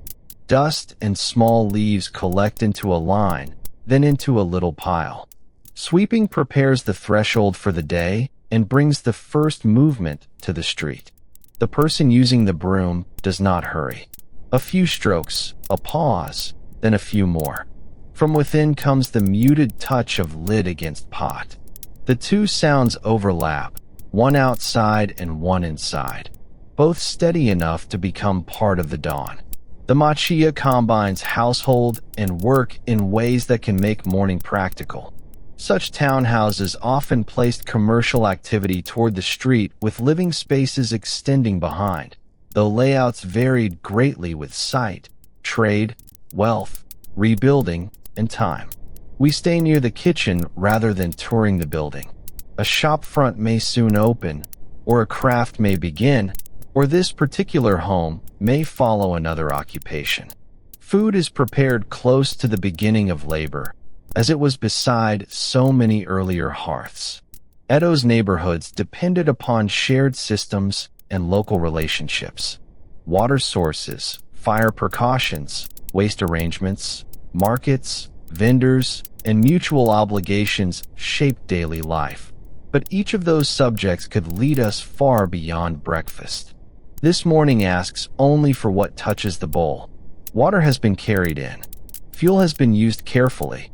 Ingredients have arrived through household storage or the city's supply.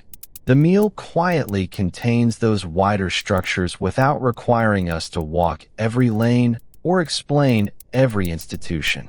Fire deserves calm attention because wooden cities lived with its usefulness and its danger. In this kitchen it is controlled, watched, and kept to the work at hand.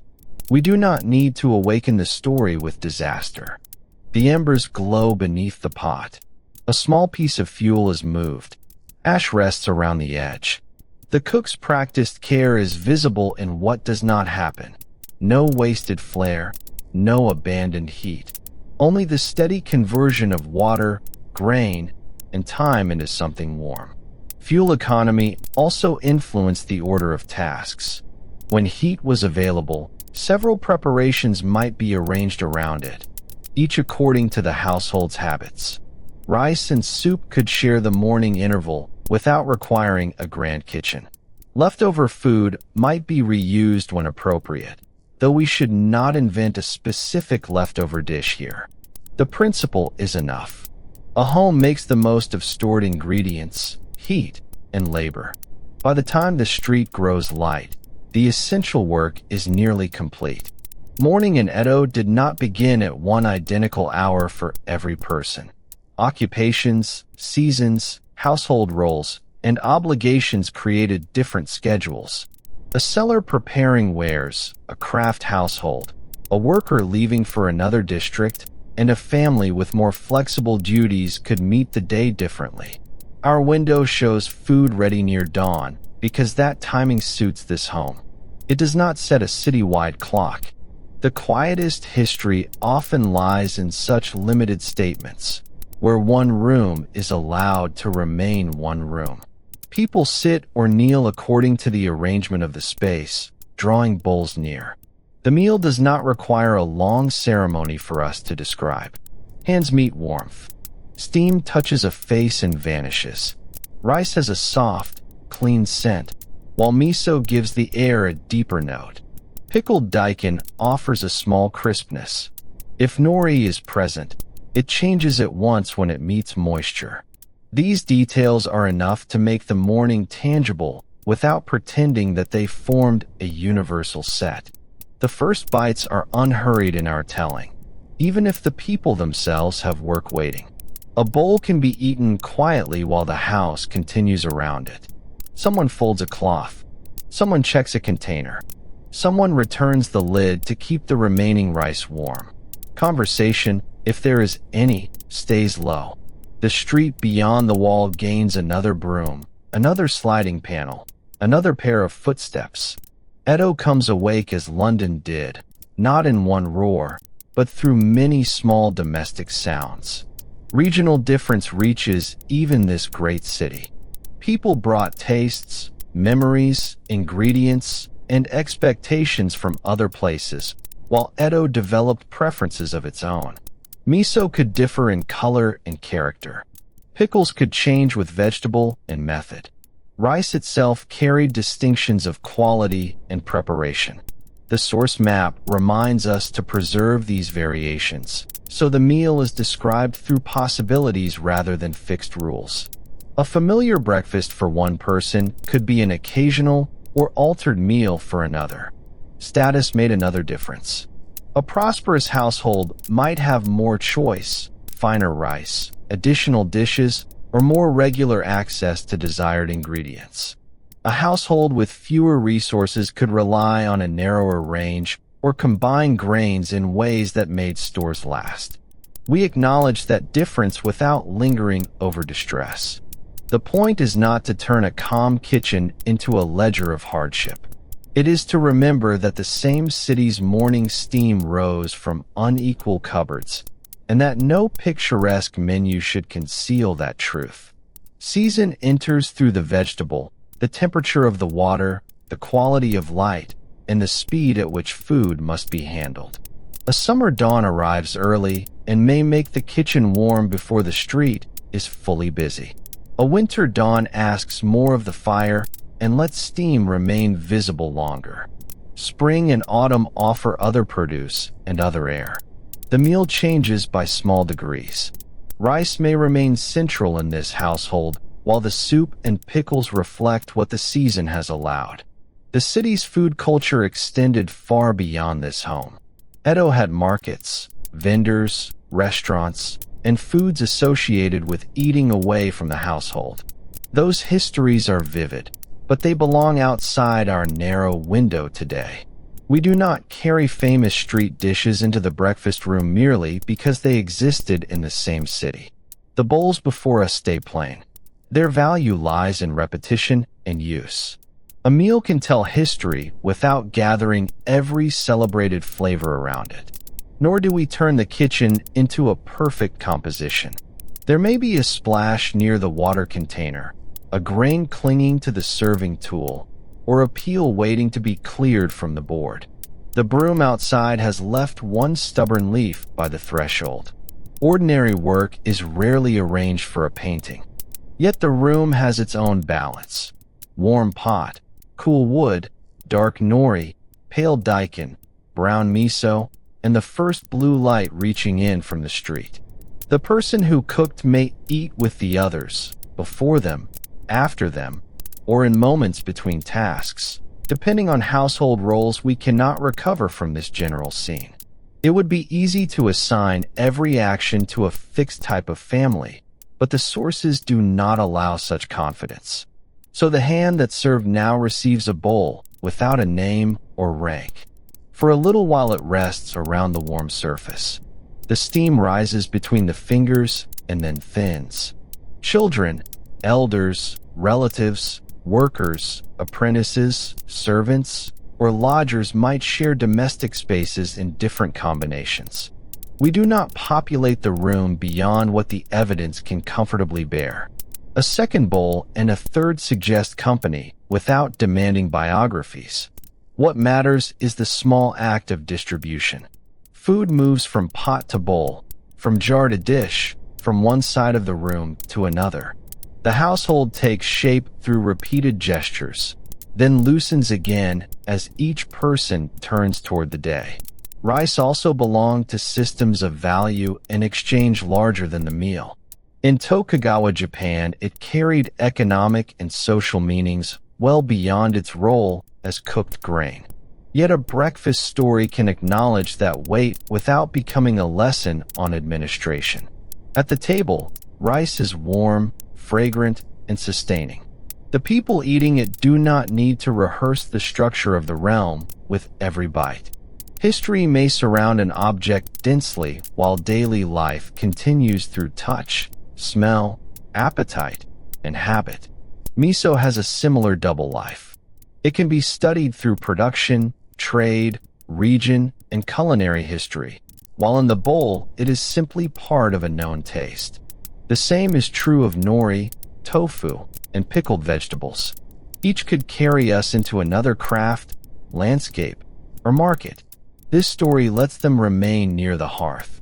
Their wider journeys are present only as a soft distance behind the meal, like streets heard through a wall but not entered. As the bowls empty, the room begins to change from eating place back into working space. A lid covers what remains. Vessels are gathered. Water touches the inside of a bowl, and a hand turns it with a muted wooden sound. Food is stored with the care the household considers appropriate. Crumbs and grains are noticed because waste has consequence, but the movement stays gentle. Nothing ends sharply. Breakfast fades into clearing, and clearing fades into the first tasks of the day. The shop front or outer room brightens. A panel shifts, admitting more air from the street. Footsteps pass, followed by the light rattle of something carried. The broom makes its final strokes. Somewhere nearby, another household lifts another lid, though its meal may not match this one. That difference is part of the city. Thousands of mornings can share rice steam without sharing the same bowls, portions, side dishes, means, or memories. We have stayed close to the kitchen and allowed the rest of Edo to remain beyond the frame. The city's nights, entertainments, bridges, watchmen, and long streets belong to another journey. Here there has only been dawn, a controlled fire, well water, grain, seasoning, vegetables, and a household becoming ready. This smaller view is enough. It keeps history at the scale of a warm bowl held between two hands. In time, morning tables elsewhere will gather new objects. A teapot, toast held upright, porridge in a bowl, an egg cup, a newspaper, and a clock that seems to speak more firmly than the light outside. Those things are still at a distance. For now, the wooden lid settles over the rice. The miso fragrance grows faint, and the blue at the doorway turns quietly toward gold. The last thread of steam loosens beneath the roof. A clean bowl rests upside down, and the knife is set away after its small work with the daikon. Outside, the street has found its daytime murmur. Inside, the fire lowers to a soft red center, and the morning kitchen grows still.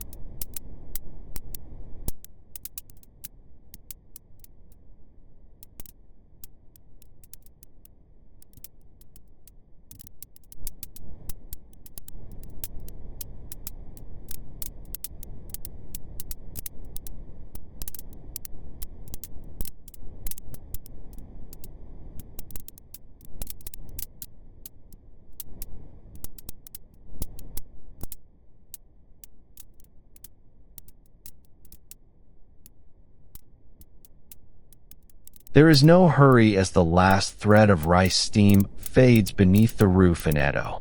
The wooden lid settles, the bowls are put away, and the street beyond the doorway finds its gentle daytime murmur.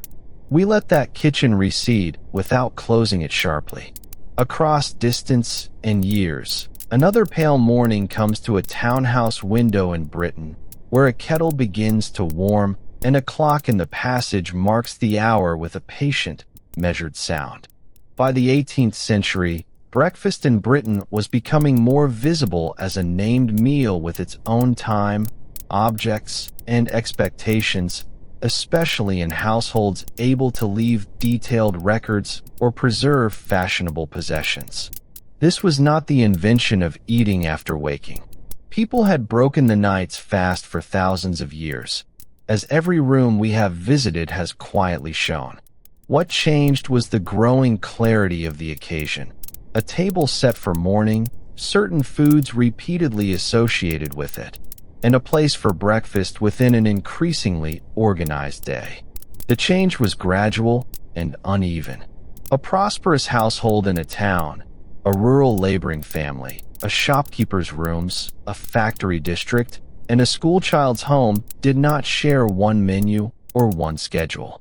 The modern breakfast table arrived in pieces, and many people met only some of them. A teapot might appear where there was no toast rack. Porridge might be eaten without ceremony before demanding work. Bread might remain the center of the meal long after fashionable writing had filled imagined tables with silver, porcelain, and choice. In the townhouse, light reaches the breakfast room through a curtain and rests on the edge of a small table. The Victoria and Albert Museum's account of breakfast objects notes that tables intended for the meal were known by the middle of the 18th century. Such evidence tells us about material culture, especially among people with the means to buy specialized furniture. It does not mean that every household suddenly purchased a new table. For many, the same sturdy surface continued to serve preparation, eating, mending, accounts, and evening work. The dedicated table nevertheless expresses a subtle shift. Breakfast can now occupy a recognized domestic setting, separate in imagination from dinner and supper. It may be laid with cups, saucers, a pot, bread, butter, and whatever else suits the household. The arrangement is lighter than a formal dinner and often more private. Morning clothing may be less ceremonious. Letters or a newspaper can wait nearby. The room feels transitional, poised between sleep and public duty, while the clock continues its soft assurance that the day has begun. Tea warms the center of many such scenes.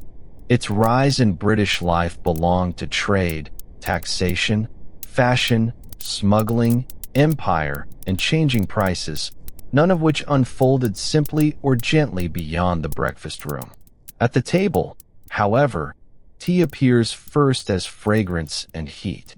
Water is poured, leaves darken it, and steam gathers around the lid of the pot. Access and quality vary widely. What was a costly distinction for one generation could become more familiar in another, though never equally available to all. The cup introduces its own small choreography. A handle is turned toward a hand. Milk or sugar may be added where habit and means allow, though neither should be assumed at every table. A spoon touches the side with a thin sound, bright but not urgent. Tea offers warmth, stimulation, and a repeatable pause at the start of the day. Its preparation also depends on hidden labor, fuel, water, imported leaves, pottery, metalwork, transport, retail, and the hands that set the room in order before others arrive. Toast waits nearby. Bread has traveled with us from the Nile, Athens, the medieval town, and Tudor London, changing grain, shape, texture, and social meaning while remaining wonderfully useful. Here a slice is held near heat until its surface dries and browns. Butter softens upon it. The smell is familiar enough to cross centuries, even when the equipment does not. Toast could be made without a specialized rack, and bread could be eaten untoasted. The rack would come to make the morning table look increasingly like itself. The Victoria and Albert Museum describes toast racks and egg stands appearing around the 1790s. These objects suggest that breakfast had become distinct enough, in some fashionable settings, to inspire utensils designed for its repeated foods. A toast rack keeps slices separated rather than stacked. An egg stand holds a boiled egg upright. Their usefulness is modest, almost charmingly so. Their historical importance lies less in necessity than in specialization. A household buying them is not merely eating. It is furnishing the idea of breakfast. We should keep the polished objects in proportion. A surviving silver rack is more likely to enter a museum than a plain wooden bowl. A printed image of an elegant breakfast may outlast the hurried meal of a servant who arranged it. Material survival can make affluent habits seem more universal than they were. Beyond the townhouse, countless morning meals left little record. Porridge from a shared pot, bread carried to work, tea stretched carefully, or food eaten standing while another task was already underway. The egg, upright in its small stand, is warm beneath the shell. A spoon opens it, and toast gathers the soft center. Eggs were familiar foods long before a special holder appeared, just as breakfast existed long before it gained specialized furniture. The stand turns an old ingredient into part of a recognizable table setting. In a household with poultry or market access, eggs might appear often or seasonally. In another, they might be an occasional addition. The object preserves an ideal more easily than it preserves frequency. Bacon could join eggs in some homes, but the full plate later celebrated as an English breakfast should not be placed before every person in the 18th or 19th century. Meat cost money, and households balanced appetite with income, availability, preservation, and work. A prosperous table might offer several hot dishes. A laborer's morning could be much plainer. Bread, porridge, tea, cheese, leftovers, or another practical food might do the necessary work.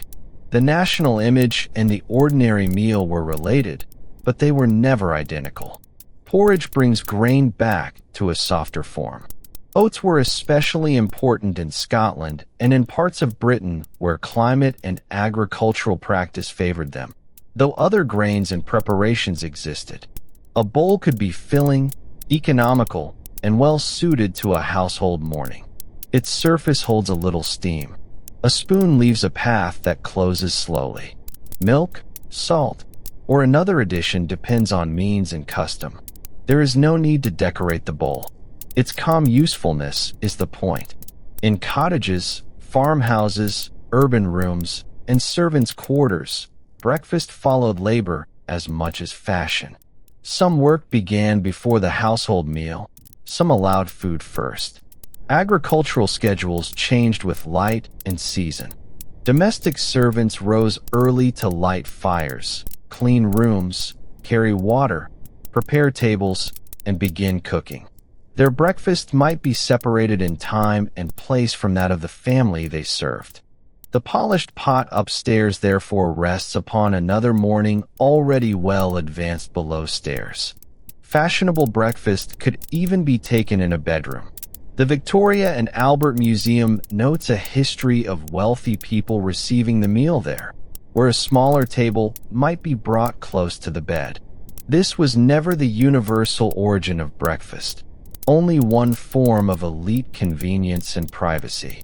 A cup, bread, or egg could arrive while correspondence was opened and the rest of the house continued its work. The scene is quiet, but its ease depends upon servants moving beyond its frame. The newspaper becomes another recognizable companion.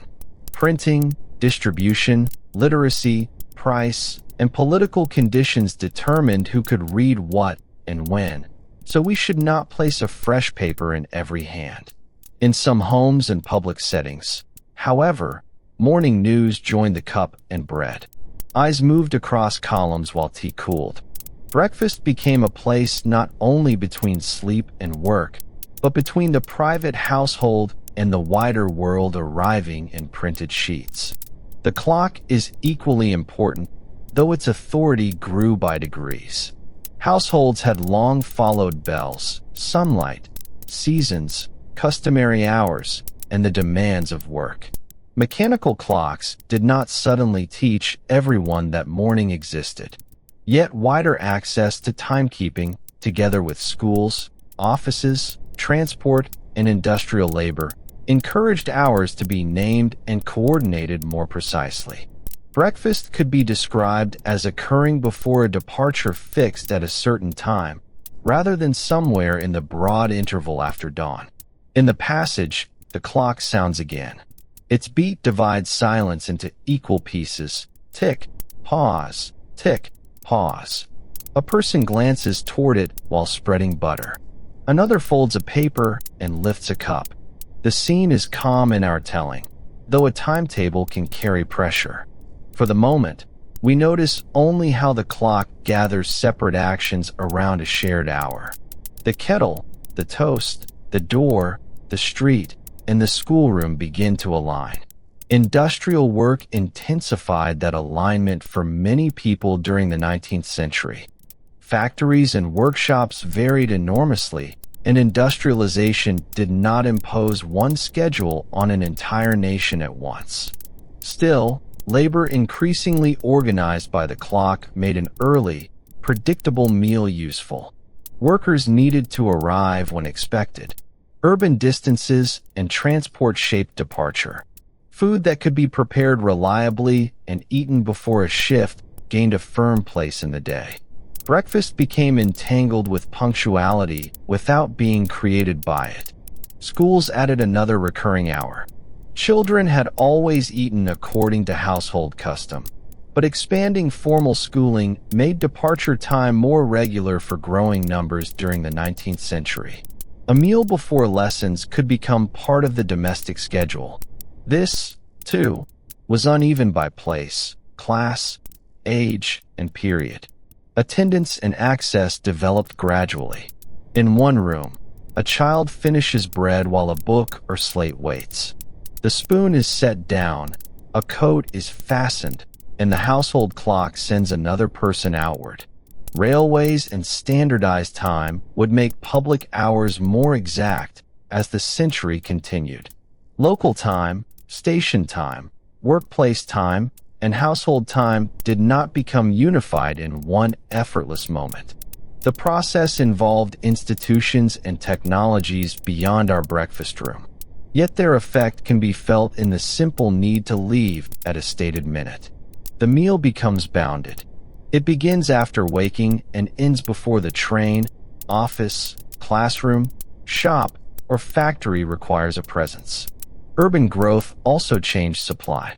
Milk, bread, tea, sugar, meat, oats, eggs, and manufactured goods moved through expanding networks of production and sale. Their quality and safety could vary, and access remained unequal. Shops, markets, street sellers, and delivery systems brought food close to dense populations, while preservation limited what could be kept. The breakfast table was therefore connected to farms, ports, railways, factories, and imperial trade, even when it appeared to contain only a cup and a slice of bread. Packaged food began to alter that connection. A printed wrapper or box could carry a product name into many homes, promising consistency and saving some preparation. Packaging did not instantly replace local grain, the baker's loaf, or household cooking. It entered alongside them. The visual image of breakfast became easier to repeat through shops and advertising, but the meal itself already had a long history. Commerce helped standardize expectations. It did not summon the first morning appetite into existence. The story of cereal shows this distinction clearly. One early American product called granula was developed in 1863. According to the Smithsonian's account, it was so hard that it needed soaking before it could be comfortably eaten. This was not yet the light, crisp bowl pictured on later packages, and it did not transform breakfast tables overnight. It belonged to 19th century health reform and experimentation, part of a gradual movement toward foods designed and marketed specifically for the morning. Granula also reminds us that the modern breakfast table was not only British. Ideas, products, habits, and commercial methods moved across the Atlantic world and beyond. Later cereals emerged from American sanitarium culture, dietary reform, industrial processing, and business competition. Their makers promoted them energetically, and advertising helped attach cereal to the image of a proper morning. Yet it would be a myth to say that advertising invented breakfast. It reshaped and sold a meal that people had been taking in diverse forms for centuries. Health reformers offered their own visions of orderly eating. Some preferred plain foods and regular habits, though their theories and institutions differed. Commercial producers could adapt those ideas into products designed for a wider market. A food once associated with a reformed community might eventually become an everyday box on a shelf. The transition was neither immediate nor complete. Many households continued with toast, porridge, eggs, leftovers, or local traditions, while cereal joined the range rather than erasing it. Advertising did something subtler than invention. It repeated a scene. A bowl, a cheerful morning, a recognizable package, and a promise of convenience could appear again and again until breakfast looked more uniform in public imagination than it was in private rooms. The same process shaped ideals of the hearty English plate, the refined tea table, and the efficient family meal. Images traveled easily. Actual menus remained tied to income, culture, season, preference, and time. Convenience became increasingly valuable where the clock ruled departure. Food that required little cooking could reduce work in the morning, though someone still purchased it, stored it, served it, and cleared it away. A cereal box might shorten one task while creating another chain of industrial labor far from the table. Toast might spring from improving kitchen technology in later years, but bread still had to be baked. The modern breakfast hid labor as often as it saved it. Gender shaped that hidden labor. Advice books and advertising often presented the home through idealized roles, while actual households distributed work in more varied and unequal ways. Women and domestic servants commonly carried much of the preparation, provisioning, and clearing, but class, region, family structure, employment, and individual circumstance prevented one model from fitting all. The table could appear serene because work had begun before anyone sat down. The calm surface and the unseen effort belonged to the same history. By the later 19th century, breakfast had accumulated a rich vocabulary of objects and foods. Pot, cup, saucer, spoon, toast rack, egg stand, porridge bowl, newspaper, clock, package, and serving dish. No household needed them all. Their importance is cumulative.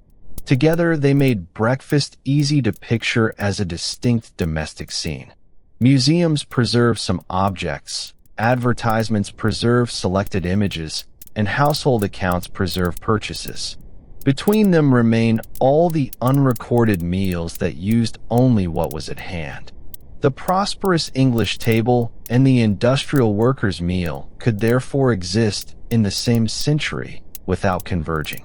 One displayed several dishes, fine ceramics, and time for reading. Another might be eaten quickly from a bowl before a long walk. A third combined comfort and economy in a shopkeeper's kitchen. A fourth followed regional customs not captured by a national image. Modernity did not flatten breakfast at once. It created stronger schedules and stronger symbols while leaving practice wonderfully uneven. We can see this most clearly by returning to the simplest motions. Water warms. Grain changes under heat. Bread is broken or cut. A bowl is held between two hands. The person eating listens for the hour, the weather, or the first movement outside. Specialized objects may surround these motions, and commerce may give them names, but the body recognizes something much older. Morning food remains a small bridge from rest into activity. The townhouse window is bright now. The newspaper has been folded, and the tea has cooled enough to drink without steam. A little toast remains in the rack. The clock continues, no louder than before, though the household has begun to answer it. One chair moves back. A cup returns to its saucer. Beyond the glass, mist lies low over the street and softens the people walking through it. We let the room grow quiet and follow the scent of warm grain backward through the journey. Toast becomes a Tudor slice near the coals. Then yesterday's medieval bread softened at an early fire. Farther back, A small cake warms above an Athenian brazier. The line continues until the furniture, clocks, printed pages, and porcelain have all fallen away, leaving a clay hearth beside the Nile under a sky still blue with the last shade of night. There, stone meets grain with the same dry, low rhythm we heard at the beginning. Scrape, pause, gather, and scrape again. Pale meal dusts the hands. An ember brightens beneath ash, giving the mud-plastered wall a quiet amber color. The river waits beyond the houses as a dim band, and the coming sun has not yet touched it. No clock names the meal, but the household knows how to begin. Every later table carries a faint echo of that courtyard, even when the grain arrives milled, baked, flaked, boxed, or held upright as toast. Fire becomes stove and kettle. The grinding stone becomes mill and factory. Blue dawn becomes a window beside a ticking clock. Much changes, and much remains. Warmth gathered carefully, food divided among people, and the first steady movements of another day. Now the grinding slows. The last small measure of grain is drawn together, and the stone comes to rest. Ash settles around the fire. Across all the kitchens we have visited, steam thins, cups empty, bowls cool, and morning light spreads gently over wood, clay, stone, and cloth. The day may continue without us. We can remain here, where the river is quiet and the ember keeps one soft point of gold. Let the blue light become softer at the edges. Let the old sounds drift farther away. The scrape of grain, the touch of a spoon, the hush of a broom, the mild breathing of a fire. Nothing more is required of this morning or of you. Thank you for spending the night in history with me. I'm the Yawning Historian. Good night.